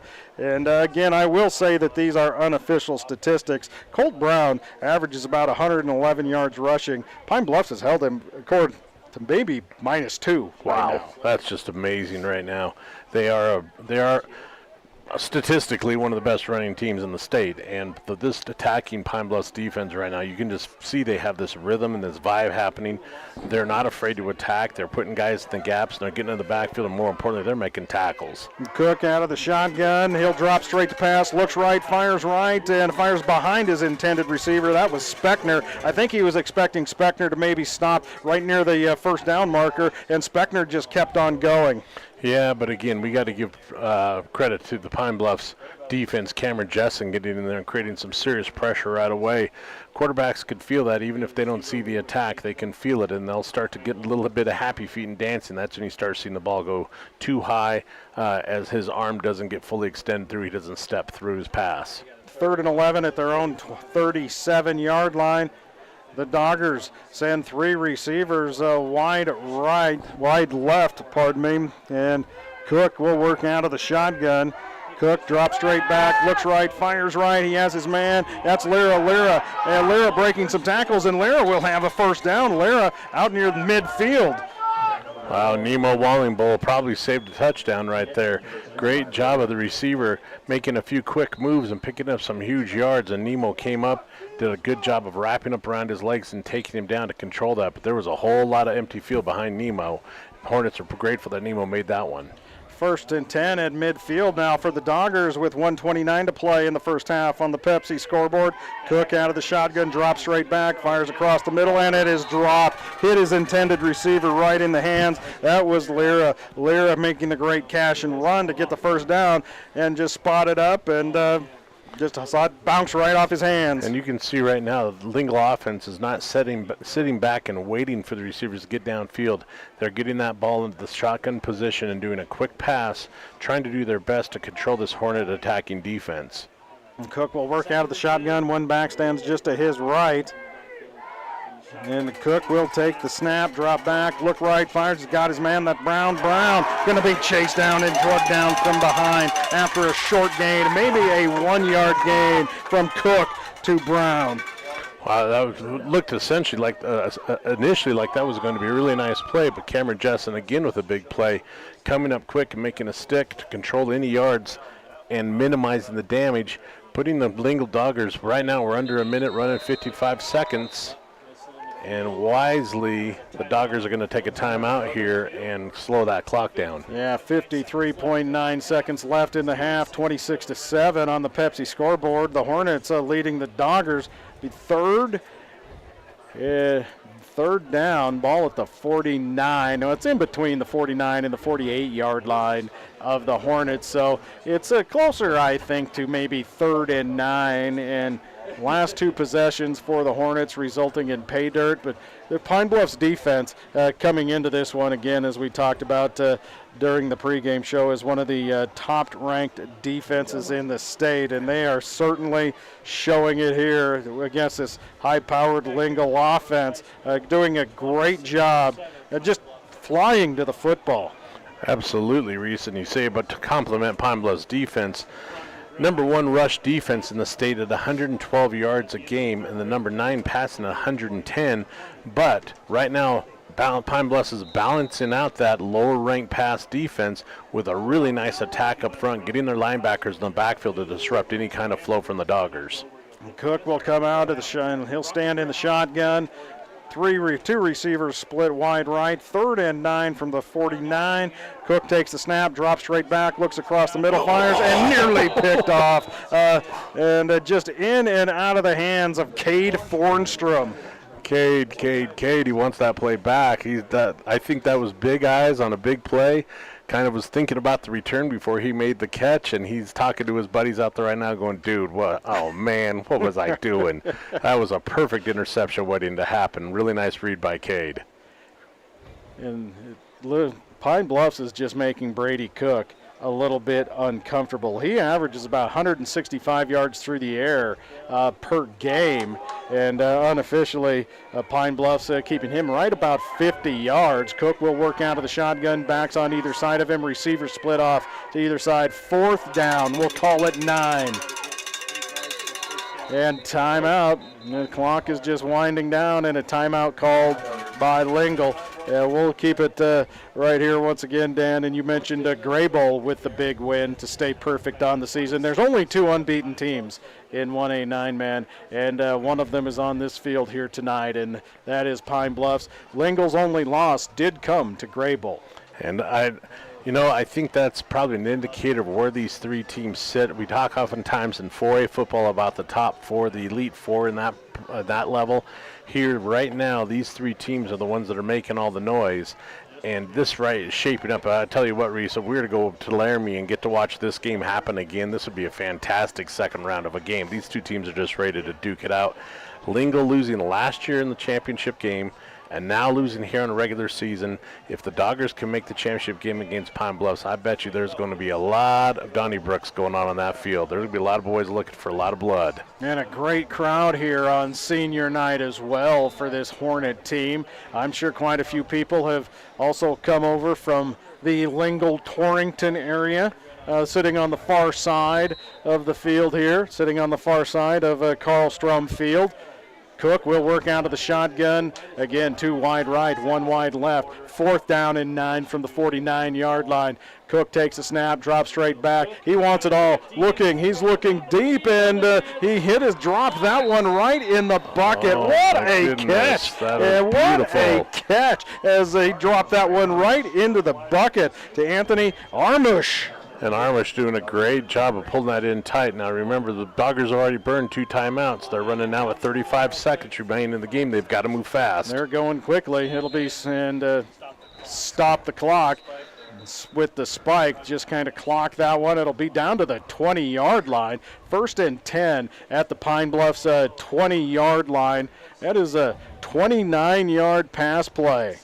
All sorts of things to consider here as a coach. Are you looking to take a quick shot at the end zone and then use your 3rd and 4th down to be a little bit more effective? Or do you do your best to get to the sidelines with the ball and control the clock by stepping out of bounds? There's all sorts of things right now in the chess match that is high school football that's going on right now. Both coaches are trying to outguess the other one. We'll see who's going to step up on this play. So 2nd and 10. Cook drops straight back out of the shotgun, looking down, the pressure, fires across the middle, and is incomplete. Had his man, or the ball was knocked out. But still, what a frustrating moment for the quarterback there for the Doggers. He's actually getting some nice passes off.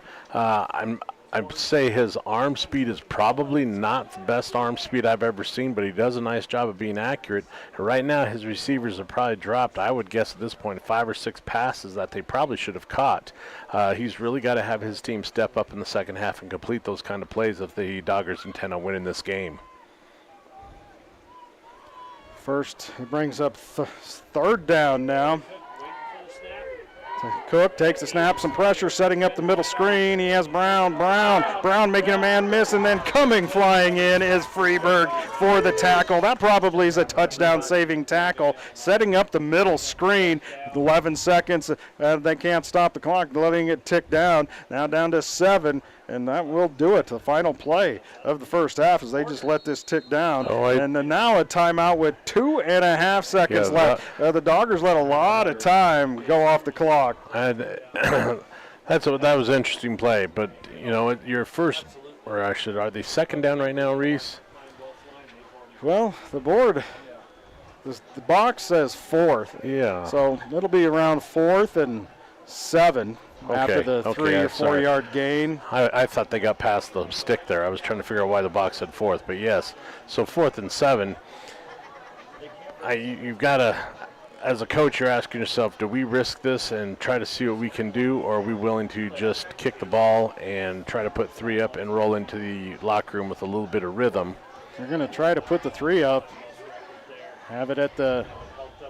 It'd be very interesting to see if the Doggers actually do kick it, if they don't have a little bit of trickery happening out there. But they didn't spend much time in their huddle on the sideline, so you've got to assume they're just coming out to kick. They'll be spotted down at the 20-yard line, hash mark right for Arnush. Arnush has had 1 field goal blocked. So about a 30-yard field goal attempt here for Anthony Arnush with 2.5 seconds left. So Arnush, last one was blocked. And now Pine Bluffs will take a timeout and try to ice the kicker. Again, just a few minutes ago, we talked about the chess match that is high school football. This is where you're seeing that coaches are looking at how the team is lined up, knowing that the team will probably come out in a very similar lineup next time.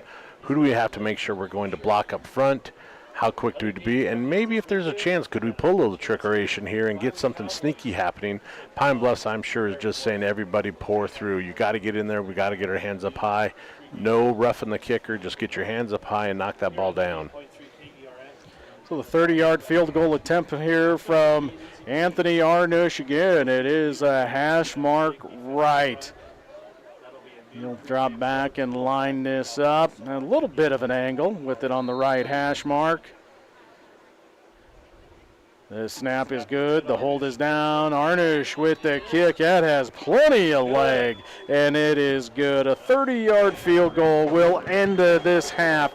26-10 on the Pepsi scoreboard. The Pine Bluffs Hornets leading the Lingle Fort Laramie Doggers here in Pine Bluffs. And we're going to take a 5-minute timeout, We'll come back with our halftime show. You've been watching and listening to high school football on 1480 K-Ray.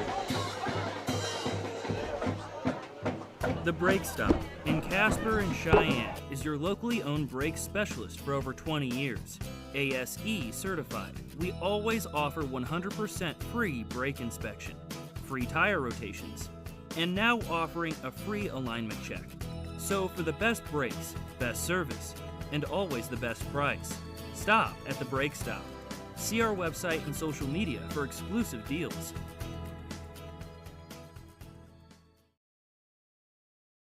Here at Kia of Cheyenne, we're having a grand opening sale with the savings on new Kias. I'm AJ Miller for Kia of Cheyenne, and right now you could save even more on a new 2025 Kia Telluride. The 2025 Kia Telluride will surprise you with standard features, versatility, and comfort for a better value than what's available elsewhere. Stay close to home and pay less here at Kia of Cheyenne. Come by and check out our upgraded facilities. Call 775-0123 or go to kiaofcheyenne.com. We'll make it easy.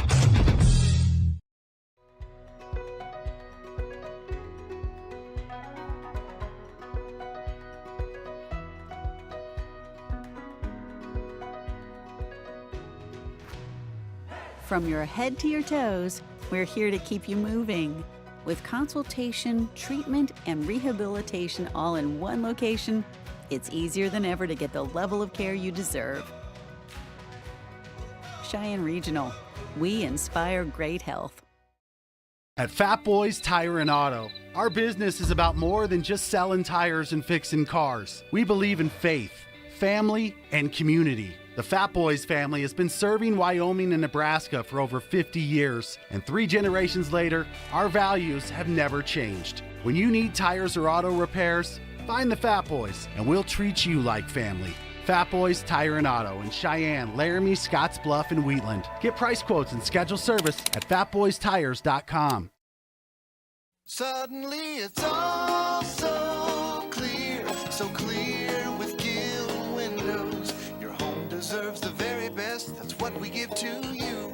When it comes to vinyl windows, no need to be confused. We manufacture in Wyoming, build them all right here.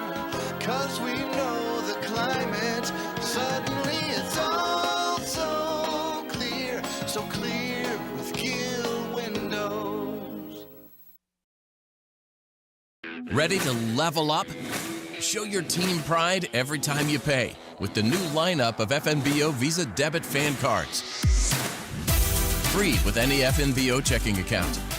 Unlike any card you've seen, with unique design, raised detail, and premium finish. Pay in style everywhere you go. The new collection, only from FNBO. Visit fnbo.com/debit to get yours.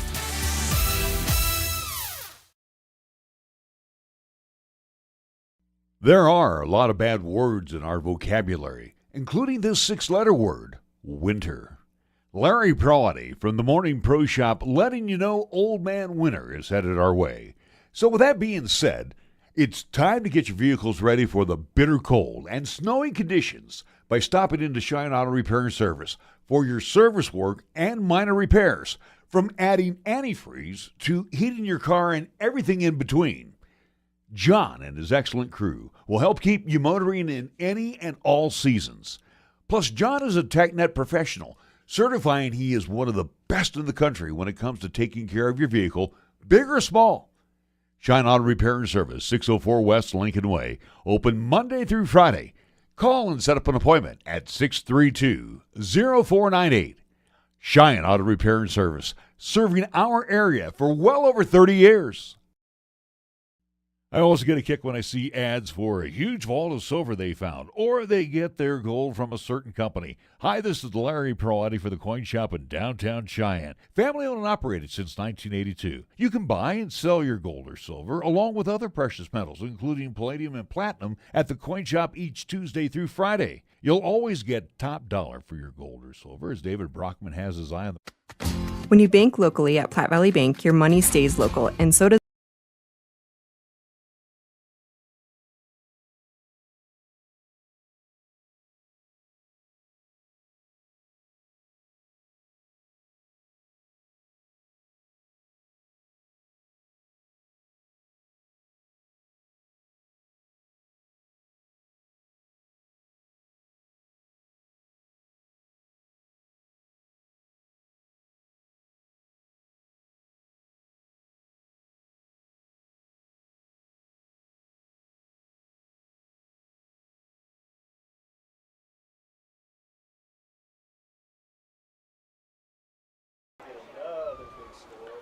Welcome back to Pine Bluffs High School. Reese Monaco along with Dan Morris. Monaco and the mayor with you. We are at the half.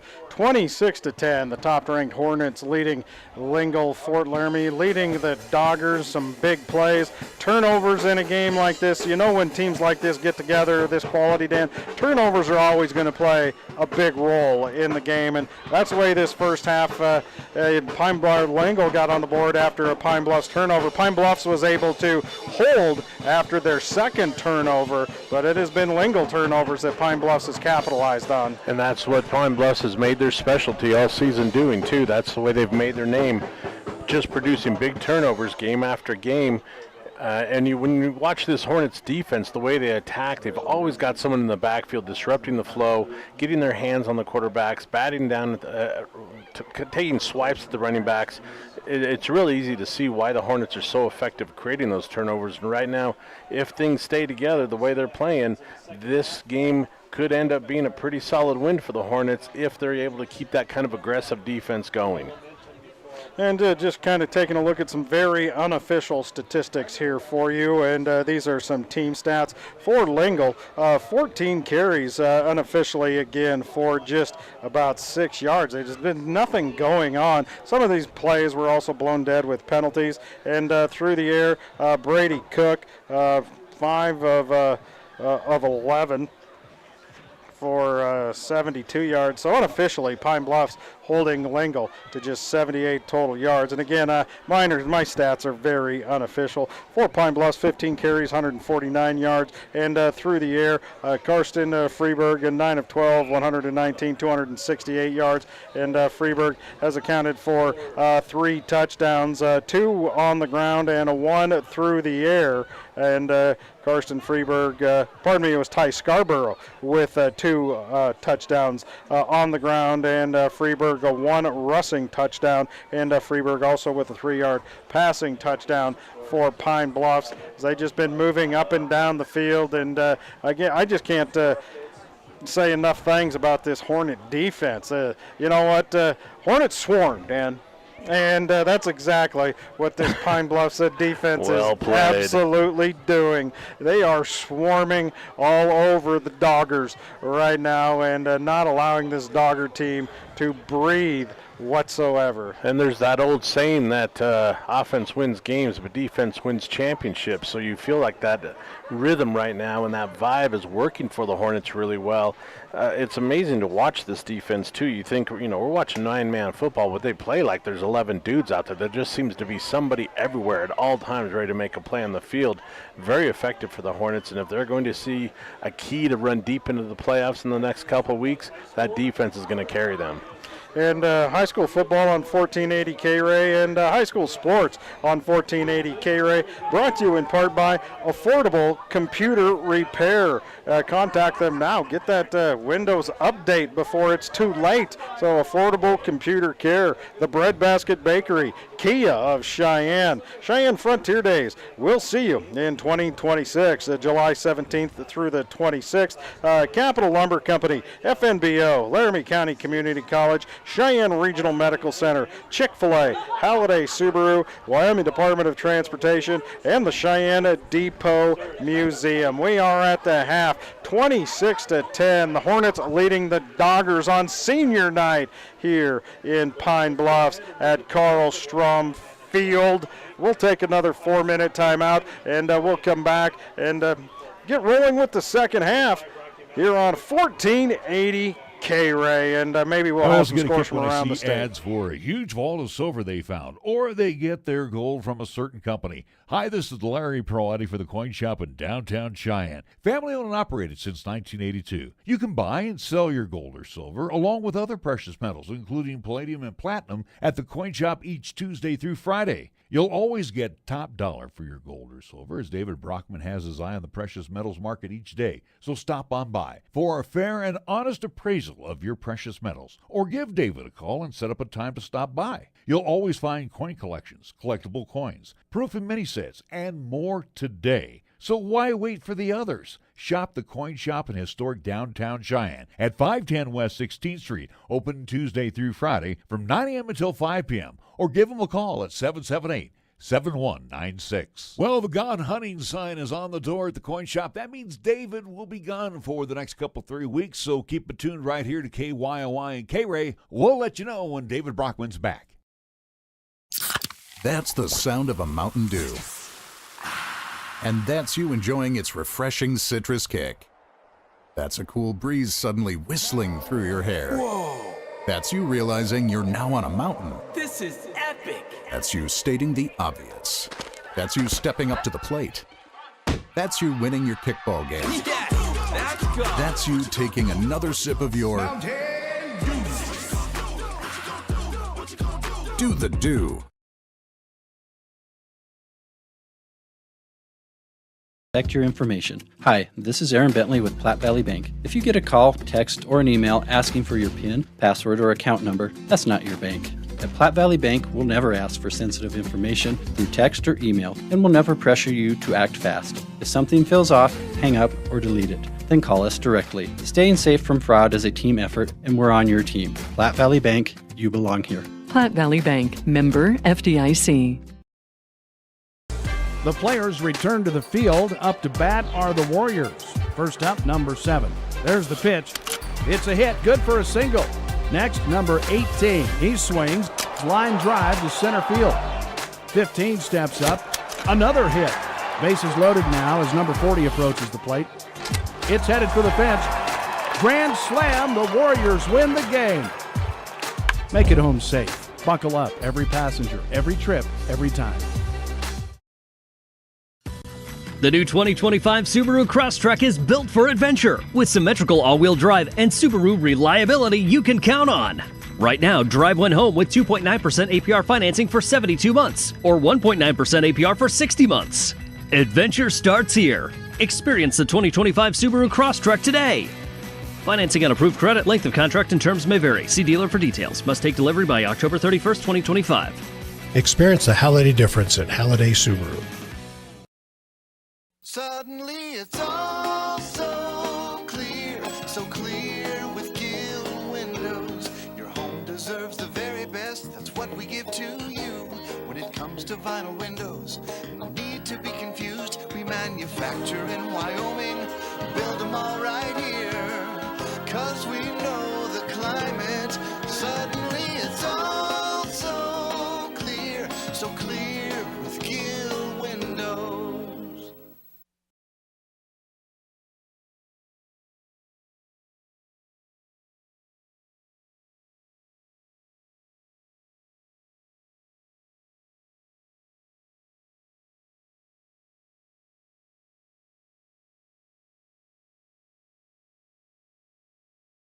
Welcome back to Pine Bluffs High School, 26-10. The Hornets leading the Doggers here in Pine Bluffs. Dan has a look at some scores from around the state. Thank you, Reese. Let's take a look at the Pepsi statewide high school football scores. Of course, we're sitting here with 2 of the top 5 teams playing in Pine Bluffs, but across the state, Grable beat Wind River 45-8, number 2 ranked Grable. And if you're a fan of the county teams, number 2 ranked Burns and two-way right now in the fourth quarter is losing to Newcastle 15-7. A little bit of surprise there. Across 4A, the scores look about like we'd all expect. In the third quarter, number 1 Sheridan is leading number 2 Campbell County 14-10. In the fourth quarter, number 3 Cheyenne East putting one on Rock Springs 49-3. In the third quarter, number 4 Cheyenne Central posting up 28-7 on Kelly Walsh. In the third quarter, number 5 ranked Natrona County beating Cheyenne South 55-0. And in the fourth quarter, Thunder Basin 28, Laramie 0. That is your Pepsi statewide high school scoreboard. Well, thank you very much, Dan. And you know what, South, you just see those scores come in each week, and you just hope that they get it going, get it turned around at some point. And East again having no problem setting up a huge game next weekend against Campbell County. Our next broadcast here on K-Ray will be Central and Natrona, which could also be a big game and a potential first round playoff matchup as well. So the Indians and Natrona next week right here on 1480 K-Ray. And both teams back out onto the field going through some warm-ups here, and then we'll get this second half underway here shortly. 26-10, the Hornets leading the Doggers. Big battle, big top 5 matchup. Mention the Cheyenne schools. I do believe Cheyenne East next week closes with Campbell County. So we're going to see some big games happening here in the final week, things that are going to affect the playoff standings, who's facing who, how do you prepare. As you said, Reese, we could see Central and Natrona come back on each other a week later. It's going to be a crazy time in the hunt for Laramie to see who makes the trip over the hill and gets to play at War Memorial instead of in front of their biggest fans and great crowds. Well, both teams have been out on the field here for a couple of minutes warming up, and 3 more minutes put on the Pepsi scoreboard to allow them to warm up properly, or everybody to return from the concession stand or go to the concession stand for that matter. And again, it's a great crowd here. And you know, you get to some of these smaller stadiums, these smaller communities, Dan, and people show out. They support their teams and their kids. I played 2A football in high school, Reese, and I can tell you these schools, these towns just live by the lifeblood of their high schools. They pack their gyms, their wrestling mats, the track meets. Wherever you ask these kids to show up, their parents, their friends, family, everybody comes to town too. And there's some great little high schools across the state of Wyoming. If you just want to go out and experience something a little bit different than the big stadiums and the bigger teams of 4A, where you look at East High, they can bring out 130 football players if they wanted to for a Friday night. And you come here, and these guys are doing it with 25 and 30 kids on their rosters. That's a pretty amazing thing to consistently, like Pine Bluffs is, win when you have such limited numbers, and you got to count on 2 or 3 or 4 kids to really do a great job. Reese, let me interject too. They almost roll out the red carpet when we come on out. We take a break from the 4A. And again, it's not like being at Oakey Blanchard Stadium. It's not like being over at Risky Field or even South High. Obviously, we got very compacted quarters here, but, Will Gray has been fantastic. Curtis Suloff over at Burns always takes good care of us. Dan, even when you were coaching back at Seton, again, Seton with a small school, we always had the red carpet always rolled out. And again, it's so much fun to be out here. And we've done, Reese, you and I have done games all over this state, so you know exactly how big and how small everybody is around here. Oh, yeah, it is great to be here. We got our good friends from Torrington, the radio crew, sitting right next to us here. And you know what? It's a little bit cozy, but it is a very friendly atmosphere here as well. And we're just about ready to get this second half underway. The Hornets are leading the Doggers 26-10. I would just add to that too, Larry, that when you go to a Central East game, when we had the game last week and the kids in the post-game interview talked about their good-natured rivalry, but for the most part, the city doesn't live for the high school football game until Friday. And then suddenly everybody's talking about it. These towns start talking about this game and big games and the rival games weeks before, and people plan an entire evening around showing up. The rivalries at this lower level are just fantastic to watch and see happen. And Perlinsky, a pooch kick down along the near side, and it's Speckner on the run with it. He's hit right near the 25. He's going to shake that tackle and fight his way forward to the 30 to the 31-yard line. And Lingle will take over 1st and 10 at their own 31-yard line. Coach Gray has just made a name for his team by how they attack and tackle, and it just seems like every time that the Doggers have the football in their hands, there's not just one Hornet there, but there's a whole swarming nest of them as well coming right behind to make a tackle. And Brady Cook out of the shotgun. He'll take the snap and give it off to Cody Brown, and that is Colt Brown. Brown, a flag comes flying in late as Brown is thrown to the ground, and Brown maybe have lost a couple of yards on that carry. We'll have to shake out and see what this flag is before we actually officially see where the ball will be spotted. Well, you talk about the swarming defense. Whatever the result of this play is, you got to compliment the Pine Bluffs Hornets. Out of 9 kids, 6 in on that tackle. That's a heck of a job by the defense. It'll be a face mask against Pine Bluffs, so mark it off 15 yards on the penalty. So a run for no gain, but you can tack it up to 15 yards, and it'll move it out to the 45-yard line. Doggers have to take advantage of this right away. They would feel real good about themselves if they could drive down the field, eat up some clock, and put some points on the board. They're working on Cook out of the shotgun, going Wildcat once again into the direct snap. Maybe back to the original line of scrimmage. Was that Speckner getting off? It was Speckner. Speckner picking up 2 yards. We'll give Speckner 2 on the carry out of the Wildcat formation. Not sure that play worked out exactly like the Dogger was hoping when the center snapped that ball. He, rather than going back to the quarterback, kind of ejected it straight up into the air. Speckner doing a nice job of getting his hands on it and doing what he could to gain some positive yards for the Doggers. Clock continues to tick, and the Doggers bringing in some substitutions as they've been working out of the Wildcat on a number of occasions, and Cook is now at quarterback. He'll work out of the shotgun. Receivers off to the left side. Cook will take the snap, and he'll keep it himself. No, that's not going to be Cook. Was that Cook or was that Lyra on the carry? That was a direct snap working out of the Wildcat to Lyra, and that did not fool the Hornets whatsoever. Maybe got back to the original line of scrimmage for Lyra. And something went wrong on that, Reese. I couldn't really put my finger on and tell you exactly what happened.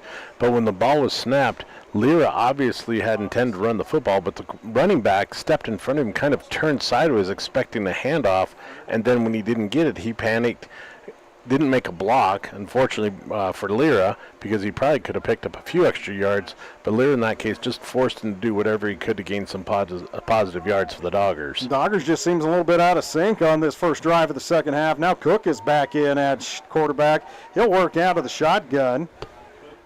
And Cook takes the snap, drops straight back. He's flushed out, rolls right, looking downfield. He's going to tuck it under himself and sprint towards the first down markers out to the 35-yard line. That will be enough for a first down. So Cook looking to bank a pass off to his left, but Eli Curry came with his 6-foot-tall body, got his hands up high in the air and kept that from happening and being very effective, putting the Doggers into the 4th down and 2 situation. I thought he got to the chain. I thought he got to the spot to get it, just a yard short. It'll bring up 4th down. 4th and a long 1, 4th and maybe 2 after the gain. And we'll just blame the natural grass for your struggles there. So you have Arnush who can kick it into the end zone and maybe just going to try to draw the Hornets off sides here with Cook working out of the shotgun. Cook will take the snap, drop straight back, fire right, and hit right at the line to gain. And that is Freeberg. Freeberg just lowered the boom on Lyra, and I don't think he got it. It's going to be right at the yard to gain, and it is a first down. Wow. But I'll tell you what, Freeberg brought the house on that hit. The receiver had no chance to get turned or get himself set, brought the ball down to his chest, and then Freeberg came up and just leveled him. That was a big, big hit by his senior. Great job of minimizing the damages. I think, though, you know what? He's like, they may have got the first down, but I got the hit. He's going to remember that one. He liked that. He's feeling it. Now Cook will work out of the shotgun. 2 receivers split off to each side. 1st and 10 from the Pine Bluffs 45. Cook takes a snap. He's flushed out. Now stops, and here comes the Hornet pressure. The Hornets swarm Cook, and he is dropped at the 50. Down he goes for a 5-yard loss. Ty Scarborough getting in there and doing a great job. Again, Pine Bluffs just doing a nice job of creating a lot of pressure with 3 and 4 guys attacking. And Ty in that case got in there from his left defensive tackle position, kind of a hybrid position on the left side there. Got broken between 2 linemen that were trying to block him, and did get a nice hand of getting on the quarterback and around him and creating a sack situation for the Hornets. 2nd and 15 right at midfield. Cook out of the shotgun. Brown stands just to his right. Kind of behind the chains here. Cook takes a snap, drops straight back. He's flushed out, rolling near side, tucks it under. He's going to tiptoe the sideline. He's across the 45, out near the 40, maybe the 39. Pretty smart move there, too, because Joey Morin was coming in from his linebacker position. Really quick blitz situation there. Got in the backfield and pressured the quarterback to scramble, take off to his left. Good quality pickup for the Doggers, but again, they're in that tough situation of a 3rd and 6, 3rd and 7. Really need this drive to continue, so they've got to be smart on this play. 9-yard pickup from Cook on the scramble as he rolled it out to the left side. A little bit of pressure flushing him out. Cook will work out of the shotgun. Brown to his left in the backfield. The receivers off to either side, 2 to the right, 1 to the left. Cook takes a snap, he drops straight back, looking, looks right, fires, and it's picked off. And stepping in front and picking this one off is Eli Curry. Curry with the pick. First half, I was a little critical of the quarterback arm strength there. Again, that was probably a reflection of that, just a little bit of a soft floating pass instead of zipping that out there in front of the receiver. Eli doing a good job of stepping up from his linebacker position, stepping in front of the receiver, pulling that ball in, and really dampening down and toning down the Doggers' enthusiasm. This puts the Hornets right back in the driver's seat. And they'll have it 1st and 10 at their own 42. Another interception. Freeberg will work out of the shotgun. Freeberg gives to Scarborough. Scarborough right up the middle, a big hit. He bounces off it, stays on his feet, and fights forward across the 45, out near the 46, maybe 47-yard line. You know, as an old football coach, I watched Eli run on that one, and that impact, I would probably look at him and say, Eli, let's try to run with our eyes open, because he was anticipating impact before it got there. He did a pretty good job of applying the power right back at the defender, but I'm not sure Eli couldn't have just stepped to the outside a little bit there and avoided it, maybe picked up a few more yards. So 5-yard gain, first, second, and 5 from their own 47-yard line. Freeburg out of the shotgun. One man in motion now from right to left across the formation. Fake the give and looking. Swings it out left side. It's caught. It is caught by Cade Fornstrom. Fornstrom will have the first down and maybe about 2 yards more. And that's the effective thing right now that the Hornets want to do. They're not worried too much about the score being up by 16 with 7:23 left in the third quarter. What the Hornets want to do right now is just chop this piece by piece, 5, 6, 7 yards. They've been an effective offense. They're able to post up 8 yards at a time if you let them, and that's what they're looking for right now because that burns clock and that gives them a chance to control the game. Not a first down, 3rd and 1. And Freeburg takes the snap, fakes the give, and he'll work right side. Huge hole. Freeburg cuts back into the middle of the field. Freeburg is in. That is a Hornet touchdown. There are no flags. A 49-yard Karsten Freeburg touchdown run, his second touchdown run of the game. Hey, Karsten says, I'll show you control the game. Just give me the football. What a great job of getting the snap there. He read off to his right, saw a big seam by the lineman. Nice job of blocking up front, and then it was just pure speed. He accelerated deep into the backfield, dodged a few tacklers, and got himself right down the middle of the field in for the score for the Hornets. Hornets get the stop and get the touchdown after the pick.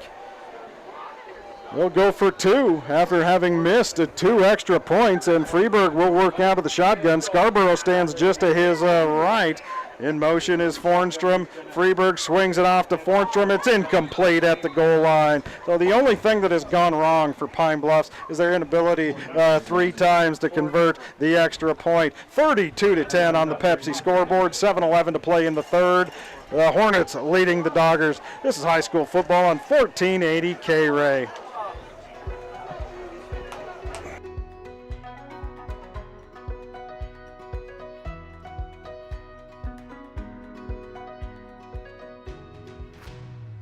From your head to your toes, we're here to keep you moving.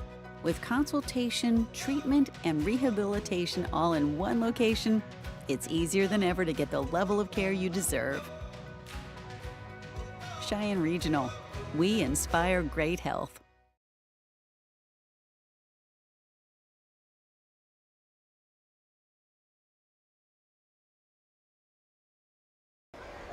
Welcome back to Pine Bluffs High School. The Hornets flexing their muscles.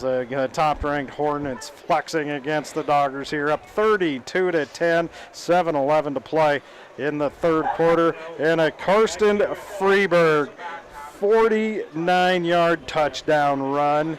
And Perlinski has it teed up at the 40-yard line. Karsten posting numbers right now that just says, I'm going to be all-state, and the kid as a senior deserves it. He is Mr. Offense, Mr. Defense, so effective for the Hornets. What a great job. That's the thing. The defense, how many big hits have we seen from him? Perlinski teed up at the 40, and Perlinski now, the low liner, working it towards Lyra. Lyra will let it bounce, and he'll take the hop right near the 10-yard line, up the middle to the 15, and dives forward to the 20, maybe the 22-yard line. One thing that I really enjoy about this football game for both teams is there's just a lot of speed out there. And these kids do a great job of showing off their athleticism. They may not be, they may not have the 260, 280 pounders out there that you find at the 3A, 4A level. But these kids are athletes. Man, they just know how to make moves and dodge each other and really play acceleration football. Doggers 1st and 10 from their own 22. Brady Cook out of the shotgun, back stand to either side of him. Split off one receiver, split off wide to the left. And Cook takes the snap, inside give, big hole, and popping it to the outside. About an 8-yard gain, working the right side. That was Brown, Colt Brown on the carry. Around an 8-yard pickup. Really nice job by Colt there, too, because Pine Bluffs did bring a little bit of extra pressure. If they had 4 guys in the backfield, Lyman held their positions and opened up just a little bit of a break. Mr. Brown saw that seam inside and decided to shoot up in there, did a nice job to cut to his right, put the Doggers in a really nice position as 2nd and 4. And the Wildcat formation as Cook stands on takes his spot on the line. The direct snap, trying to pick, and that's going to be hit in the backfield. Working out of the Wildcat once again as the quarterback Cook went and stood up at the line, and that was Speckner as he doesn't pick up anything. Yeah, and what a great job of just attacking in there too. I think that was Cameron Jessen again coming from his linebacker position.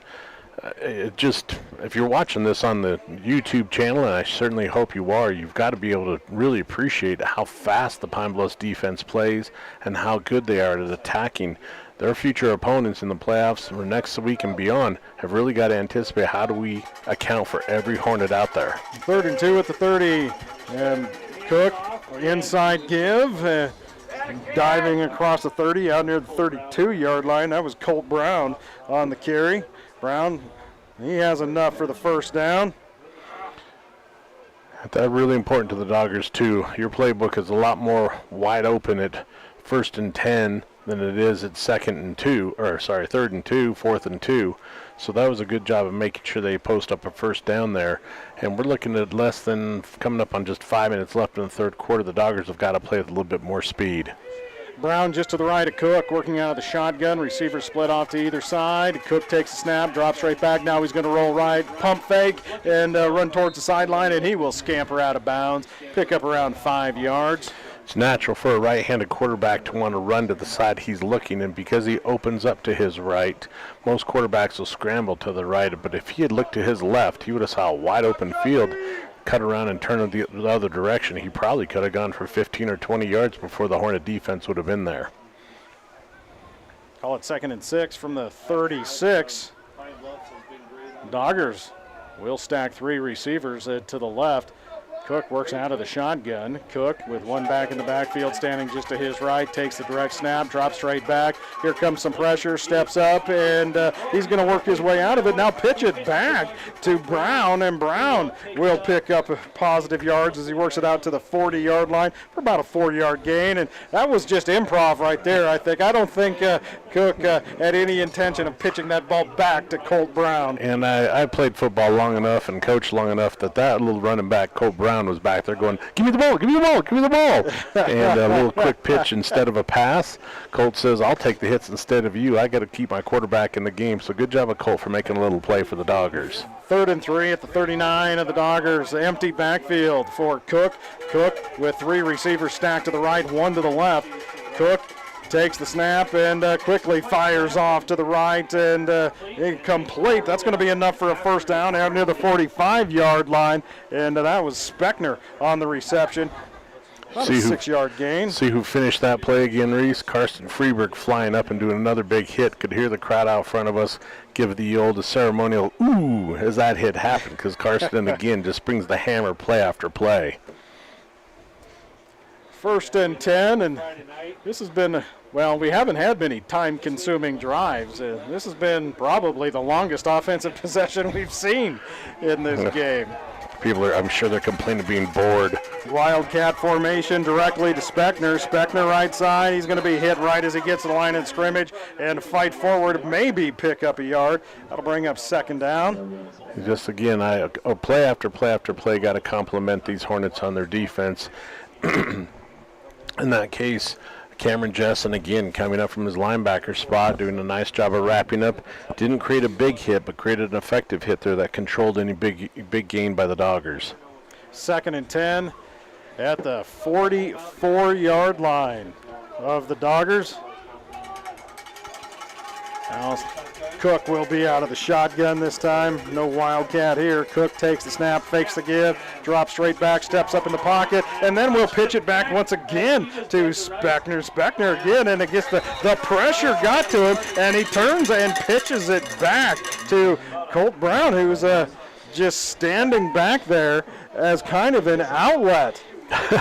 And again, improvisation's a beautiful thing. Not sure that was a planned play, but effective for the Doggers. Pine Bluff's doing a great job of bringing 4 guys in on that play, created pressure instantly on the quarterback. And as he began to scramble left and right and left, turned his shoulders just enough to see the running back behind him, a little quick pitch back. And again, Colt Brown telling his quarterback, let me take the hits, you don't have to. call it 3rd and 8 at the 47-yard line of the Doggers. Cook drops straight to pass, fires left, and he's got his man. It is complete at the 35-yard line of the Braden Poston Hornets. with the big sliding to catch there.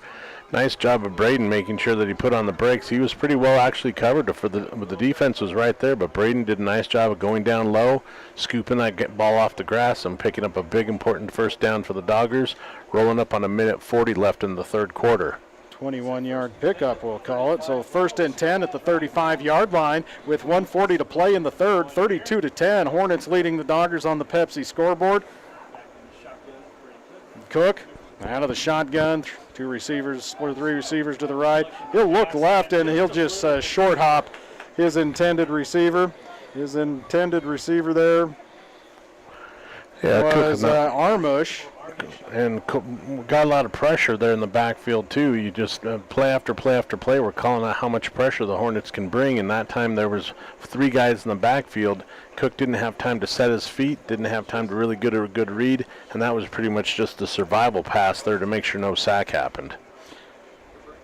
2nd and 10 from the 35-yard line of the Hornets. Receivers split off to either side. Cook with running backs off to either side and just stepping forward, and that will be a motion penalty against. It's been a very clean game when it's come to penalties. This will back it up 5 yards as Colt Brown just got a little bit anxious, and I think he may have just got his weight leaning forward, Dan, and he just couldn't stop himself. A little excitement, but one hint you give your running backs and receivers who are eligible to go in motion as a coach, tell your kids if you take a step up, just turn hard right or turn hard left and go in motion. Even if it's slow motion, you're still legally allowed to move. But in that case, he took 2 steps forward. That's the only motion I have. Yeah, you've been to that. I get you. But in that case, he just fell forward on 2 feet, and that at that time came to a stop, and the refs knew he had jumped. 2nd and 15 from the 40. Here comes the Hornet pressure once again. Cook steps out of it, and he just throws this one away as a receiver went to the ground. Don't know if he was hit or just lost his footing on this turf, but he does look like he is hurt. Slow to get up, and now slow. That is Arnush, and boy, could be a big injury. He's their punter and kicker. Yeah, and he's gimping around trying to be light on his left foot. I think when he was trying to make his cut down there, he probably just rolled his ankle on the natural grass. Sometimes the grass it seems like natural turf has 2 choices at this time of year. It either gets rock hard and it's really tough to get your cleats to dig in, or it starts getting slick with evening dew and then your shoes kind of slide. In that case, I think he got his foot caught a little bit, rolled his ankle. He's going to step off the field for a couple plays. At this level, though, you got to come back, kid. Put some ice on it, rub some dirt on it, and come right back.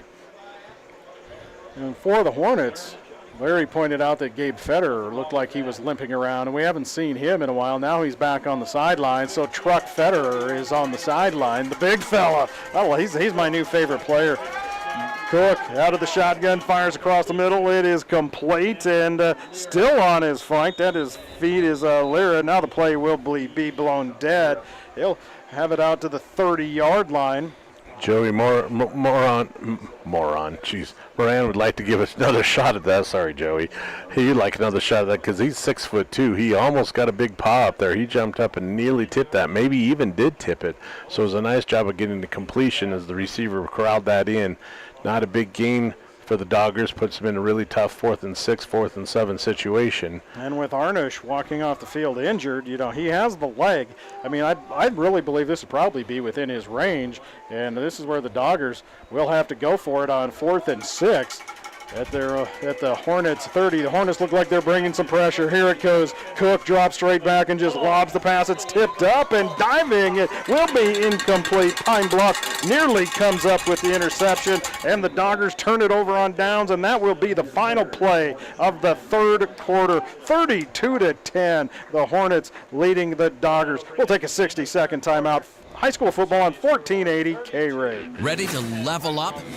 Show your team pride every time you pay with the new lineup of FNBO Visa Debit Fan Cards. Free with any FNBO checking account. Unlike any card you've seen, with unique design, raised detail, and premium finish. Pay in style everywhere you go. The new collection, only from FNBO. Visit fnbo.com/debit to get yours. Hey guys, I want to tell you a little bit about my friends at Advanced Comfort Solutions. These guys are by far your number one choice for all your local heating and cooling needs. Whether it's new install, replacement, or service, they are as good as it gets. They service all makes and models of furnaces and have an incredible comfort membership you're going to want to check out.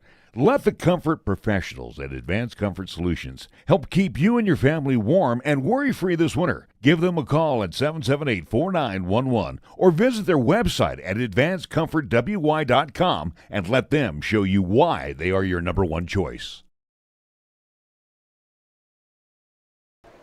Doggers turn it over on downs. Pine Bluffs and Freeburg with the handoff right up the middle. And just as we were talking about how our guy Truck Federer was injured, he gets the first carry here in the fourth quarter for the Hornets, and he will four-wheel drive his way to about a 3-yard gain. Yeah, but he also came face-to-face with Coulter McFarland, who's every bit the same size, and they just kind of slammed faces into each other, wrapped up, and it was kind of two big bulls fighting it out. Minimal yards. Coulter did a good job of stopping the big truck. Freeburg out of the shotgun, low snap. He picks it right off the top of his shoes, but he'll scramble around to the right side, and he's going to be grabbed around the ankles. He gets to the 40-yard line, about a 6-yard gain for Freeburg. But we talked about it in several games we've called, Reese, those running backs that just seem to be able to get to full speed in 2 steps, and that's Freeburg. Every time when Carson decides he's going to run, he is very quick to get the line of scrimmage and then really gets a nice job of accelerating into the defensive backfield. Hornets and receivers off to either side. Inside give to Federer. Federer squares the shoulders, just carrying the pile to 45 to the 50 and down to the 49-yard line. Federer runs like he weighs probably 220 pounds. He just looks huge, 230 pounds. He's 5'10", 210, but that's also preseason weight. By this time, he's probably down to 205. But the kid doesn't look like he's afraid to run a football or eat a big sandwich either. He knows how to bring some weight. First a big sandwich from the Doggers' 49-yard line. Freeburg out of the shotgun, takes the snap, fakes the give, and wants it all. He fires. He's got his man, and stumbling his way towards the end zone. And did he get in? That is a touchdown. That is a Hornet touchdown. What a great play, too. Eli Curie. Quarterback just rolls out, gets on a nice little rollout to his wide right. Curry on a fly down the right sidelines, put his hand up, said, throw me the football, and Freeburg threw it as far as he could. Nice job of Curry pulling it in, and then just fighting to get into that last 2 or 3 yards to punch it into the end zone, posting up 6 more for the Hornets.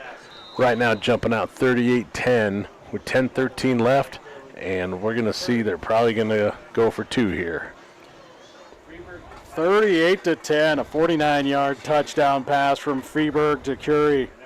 They go for 2 and give it to Truck it up the middle. Boom. Truck it up the middle for the 2-point conversion.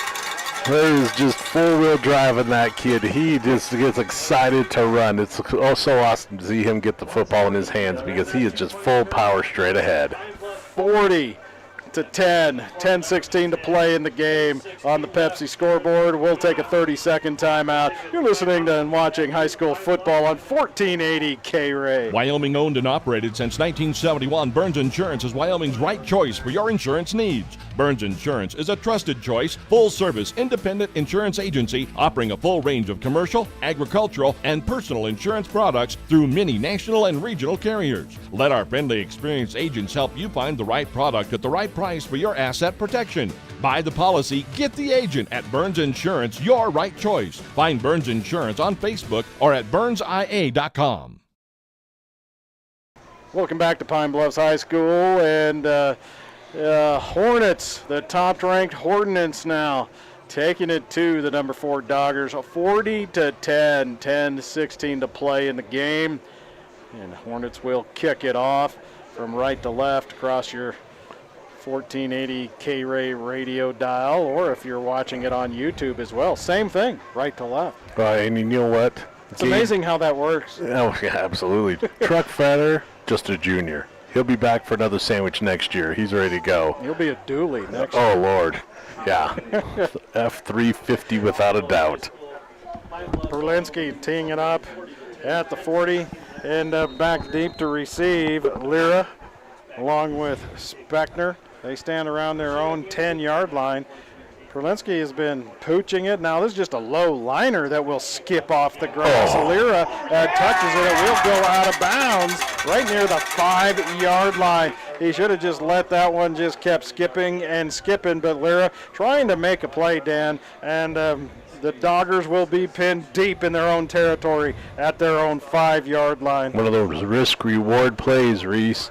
Lyra doing everything he can to corral that kick in. It was really well done for a line drive. Scooted down the left sidelines, hopping and flipping over, jumping up at different heights. And as Lyra ran up to try to put his hands on it, hopped up and it actually bounced off his knees out of bounds, pinning the Doggers deep on their own 6-yard line. They're going to have to put a fast drive together here if they want to get back in this game. There were only 2 offensive possessions each in the third quarter. Cook out of the shotgun deep in his own territory. The inside handoff going absolutely nowhere. Thrown for a loss is Colt Brown right near the goal line. Yeah, it's play after play. This defense knows how to get in there. You keep calling his name time and time again. Cameron Jessen, senior, 6 foot, 215, great size kid. Plays with a lot of energy, and he's just making big plays right now for the Hornets. Call it a 3-yard loss. 2nd and 13, ball at the 2-yard line. The Hornets are sniffing safety here. Cook will line up out of the shotgun. He'll stand in his own end zone, and Brown stands just to his right. He'll take the snap and inside give to Brown, and Brown trying to get out of the shadow of that own end zone. Will pick up a yard as he works left side. Bring up 3rd and long for the Doggers. Joey Morin again stepping up, doing a nice job of attacking low on that running back, keeping yards to a minimum, really putting pressure on Lingle right now. They've got to throw the football. They've got to get effective to get to the first down. They can't afford to dance around and, worse yet, punt to put the Pine Bluff Hornets into a great offensive position in midfield. 3rd and 11 from the 4-yard line. And Hornets know they're going to try and do something a little bit on the outside, a little bit faster. They're going to bring the house. Cook will work out of the shotgun. Brown just to his right, takes a snap, drops right back in. Here comes the house. He'll dump it off short, and the catch at the 10 and 15, knocked out of bounds near the 20-yard line. Here's Braden Poston.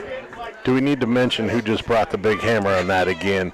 Karsten Hammer Freeberg again in there with the big explosive hit. But that was a really nice play because the Doggers did read that aggressive attacking Hornet defense and did a nice little drop, let the attackers get into the backfield, then dropped the ball over the top for a screen pass, and then it was just, hustle to the sidelines. Karsten did all he could to minimize the damage, but a good for the Doggers. They still picked up that first down. 1st and 10 from their own 19 is what we'll call it. Clock continues to stop as the runner got out of bounds. That was Poston. Out of the shotgun, drops right back, quickly gets it out amongst some pressure. It's caught and down. That is Poston once again. Poston with nearly a 4 or 5 yard gain from Cook. Then that's really the only thing they can do against this Pine Bluff's pressure, Dan, is just get the quick pass. And it's the key, too. But more importantly, every pass has got to be accurate, and the catch has got to be made. We've seen a few of those happen in the first half where the receivers were dropping it, or the quarterback was just a little bit off. That time, everything worked to perfection for the Doggers.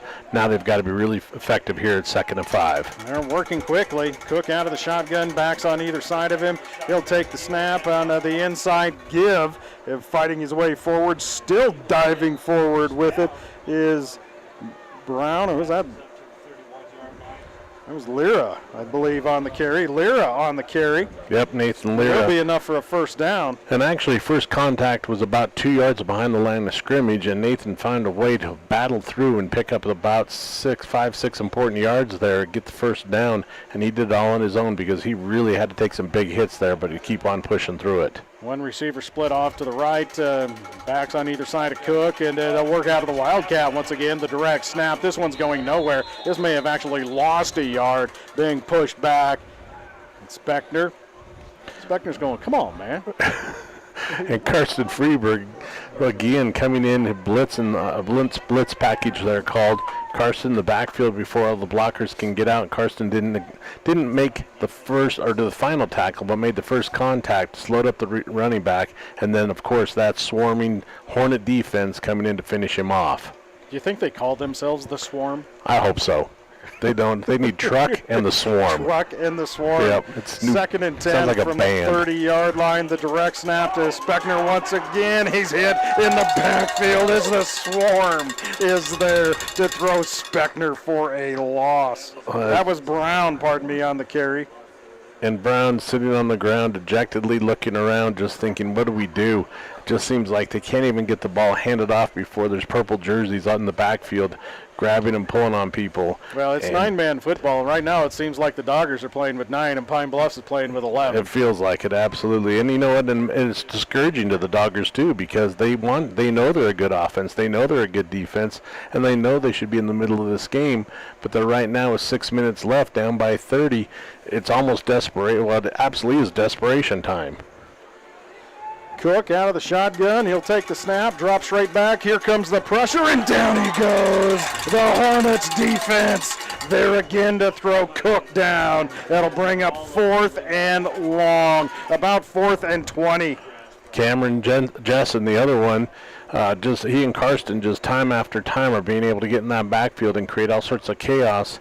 That case, I think Cameron just pretty much overpowered whoever's trying to block him and did a great job of getting to the backfield and making sure that nothing could develop, putting the Doggers in the unfortunate situation of facing 4th and 20, and you just don't have this magic play in your playbook. They're forced to punt. Cook is the long snapper. He just ran up to be the center, and on to punt now is Brown. We saw Arnish go off limping, and may have just been shanked, or was that partially blocked. It was off to his left, bounces at the 35 and goes out of bounds, and Pine Bluffs will have amazing field position. But we saw Arnish leave the game limping, and that made Colt Brown have to stand back and punt the ball. And usually most coaches and most teams don't spend a lot of time practicing with their backup punter. He might get in a half dozen kicks or something to practice. Showed a little bit of their Colt with a little bit of panic, but the Hornets caused it by doing a lot of pressure. 1st and 10, Freeberg still throwing, and Freeberg dumps it off. It is complete, and stepping through a tackle out near the 25-yard line. Freeberg found Colby Lerwick. And up by 30 with 5 minutes. You thought you might just see Pine Bluffs try to run this one out, but you know what? Their short passing game is as good as the running game. And that's the whole point of it, is it's keeping the defense honest. If the Doggers start tightening up and playing run defense, Pine Bluffs is going to burn them. And the inside give right up the middle to Scarborough. Scarborough high-stepping through tackles. Scarborough to the 10, to the 5. Scarborough is in. That is a Hornet touchdown. Scarborough, we talked about him before, not a big kid, but just has really nice moves, does a nice job of reading the open field, finding the seam. Came off of the right hash mark, cut to his left, went right down the middle of the field into the end zone. Putting those Hornets up now 46-10, coming out to kick their extra point. And it'll be Perlinski. They went on for 2, and they did convert on the 2, and Perlinski on for the PAT. Yeah, the snap is good. The hold is down. The kick is a low liner, and that is good with 4:38 to play. 47-10. The Hornets with the lead over the Doggers. We'll take a 30-second timeout. You're listening and watching high school football on 1480 K-Ray. At Fat Boys Tire and Auto, our business is about more than just selling tires and fixing cars. We believe in faith, family, and community. The Fat Boys family has been serving Wyoming and Nebraska for over 50 years, and 3 generations later, our values have never changed. When you need tires or auto repairs, find the Fat Boys, and we'll treat you like family. Fat Boys Tire and Auto in Cheyenne, Laramie, Scottsbluff, and Wheatland. Get price quotes and schedule service at fatboystires.com.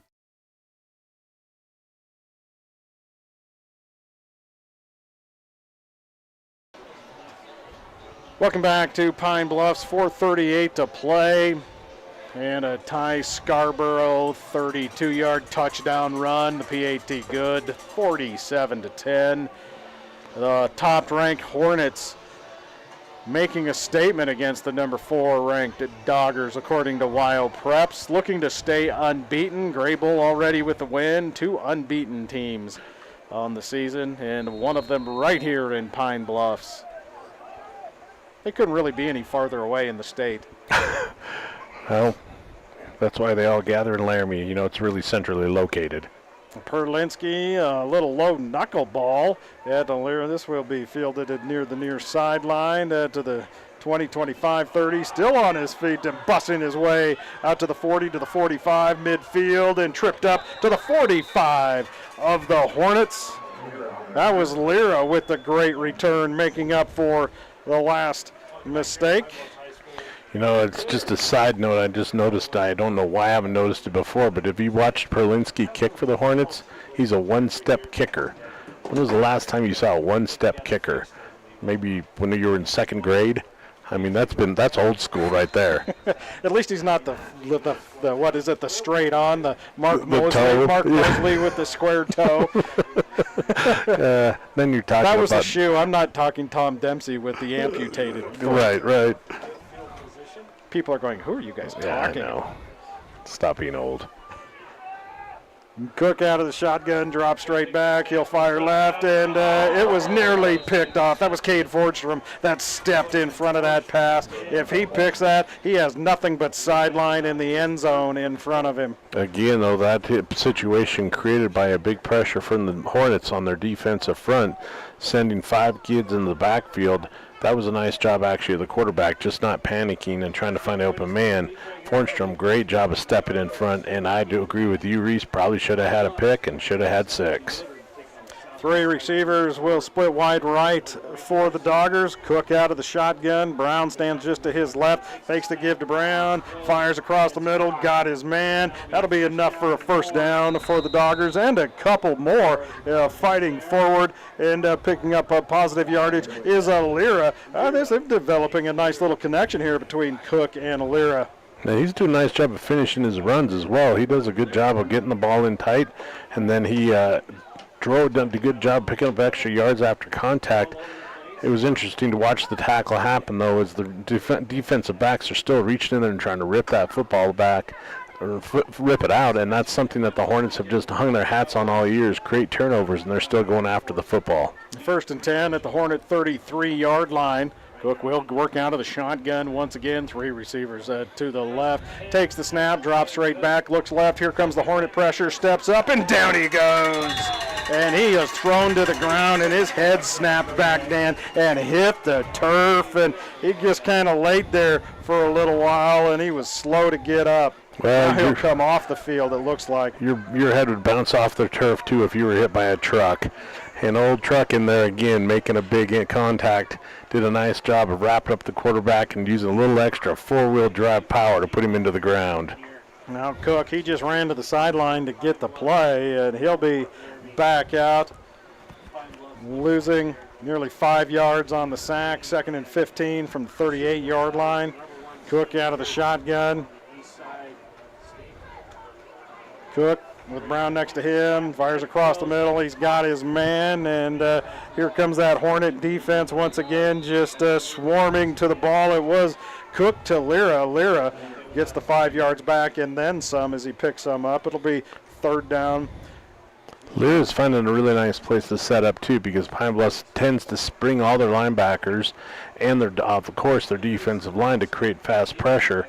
But Cook is getting a snap, getting a quick set, and then Lyra just comes down and curls around at about 5 yards for a real quick pass. Nice little job by the receiver there. 3rd and 9 from the Hornet 32. 3 receivers wide right. Cook out of the shotgun. Brown just to his left. Takes a long look, and Cook takes the snap, drops straight back. He's flushed out, rolls right, tucks it under. He's going to get to the sideline, and he'll slide. And I'm not sure if he got to the yard markers before he slid. That may be 4th down. Yeah, the Dodgers are in a situation, too, where the coach really, it's a debate. Do you want seconds left on the clock or do you want the first down? In this case, when you're facing fourth down, you'd much rather have that first down mark. But what do we have, a minute 40 left, I think, there, Reese? Yeah. And that puts the Dodgers in a dangerous situation. They've got to not only fourth down, but they've got to be effective and think the end zone as well. Cook will work out of the shotgun, and Brown stands just to his right. Brown looks like he's ready for the snap as well. The snap to Cook, and Cook will roll right and fire towards the end zone. It will be tipped away by the Hornets, and the Dodgers turn it over on downs with 1:19 to play. 47-10. The top-ranked Hornets leading the Dodgers on our Pepsi scoreboard. And Pine Bluff's probably, if we go back yesterday, the last few days, as the coaches met, Coach Gray and his staff, as well as meeting with the kids and talked about what is our best game. I don't think the Pine Bluffs Hornets are going to brag that today was perfect. They made a few mistakes here and there, but they have played about it the best they can play, and this is exactly the attitude you want rolling into the final weeks of the season. And it is Cade Fordstrom in at quarterback for the Hornets, and he'll give on the inside a handoff. And it'll be for little or no gain. Jax Thurin with the carry there. Okay. Freshman Jax Thurin. Hey, roll over to a 4A stadium and see if you ever see a freshman carry the football. Welcome to 1A football. What do you do when you're up by 37? Clock continues to tick down, and the Hornet coach is coming out of the roofs, just falling out of the ceiling. Then again with a big carry. Formstrom wants to carry, and he'll give this one off to Turin, and Turin will fight his way out to the 35 is where he's going to be pushed out of bounds. He will have enough for the first down.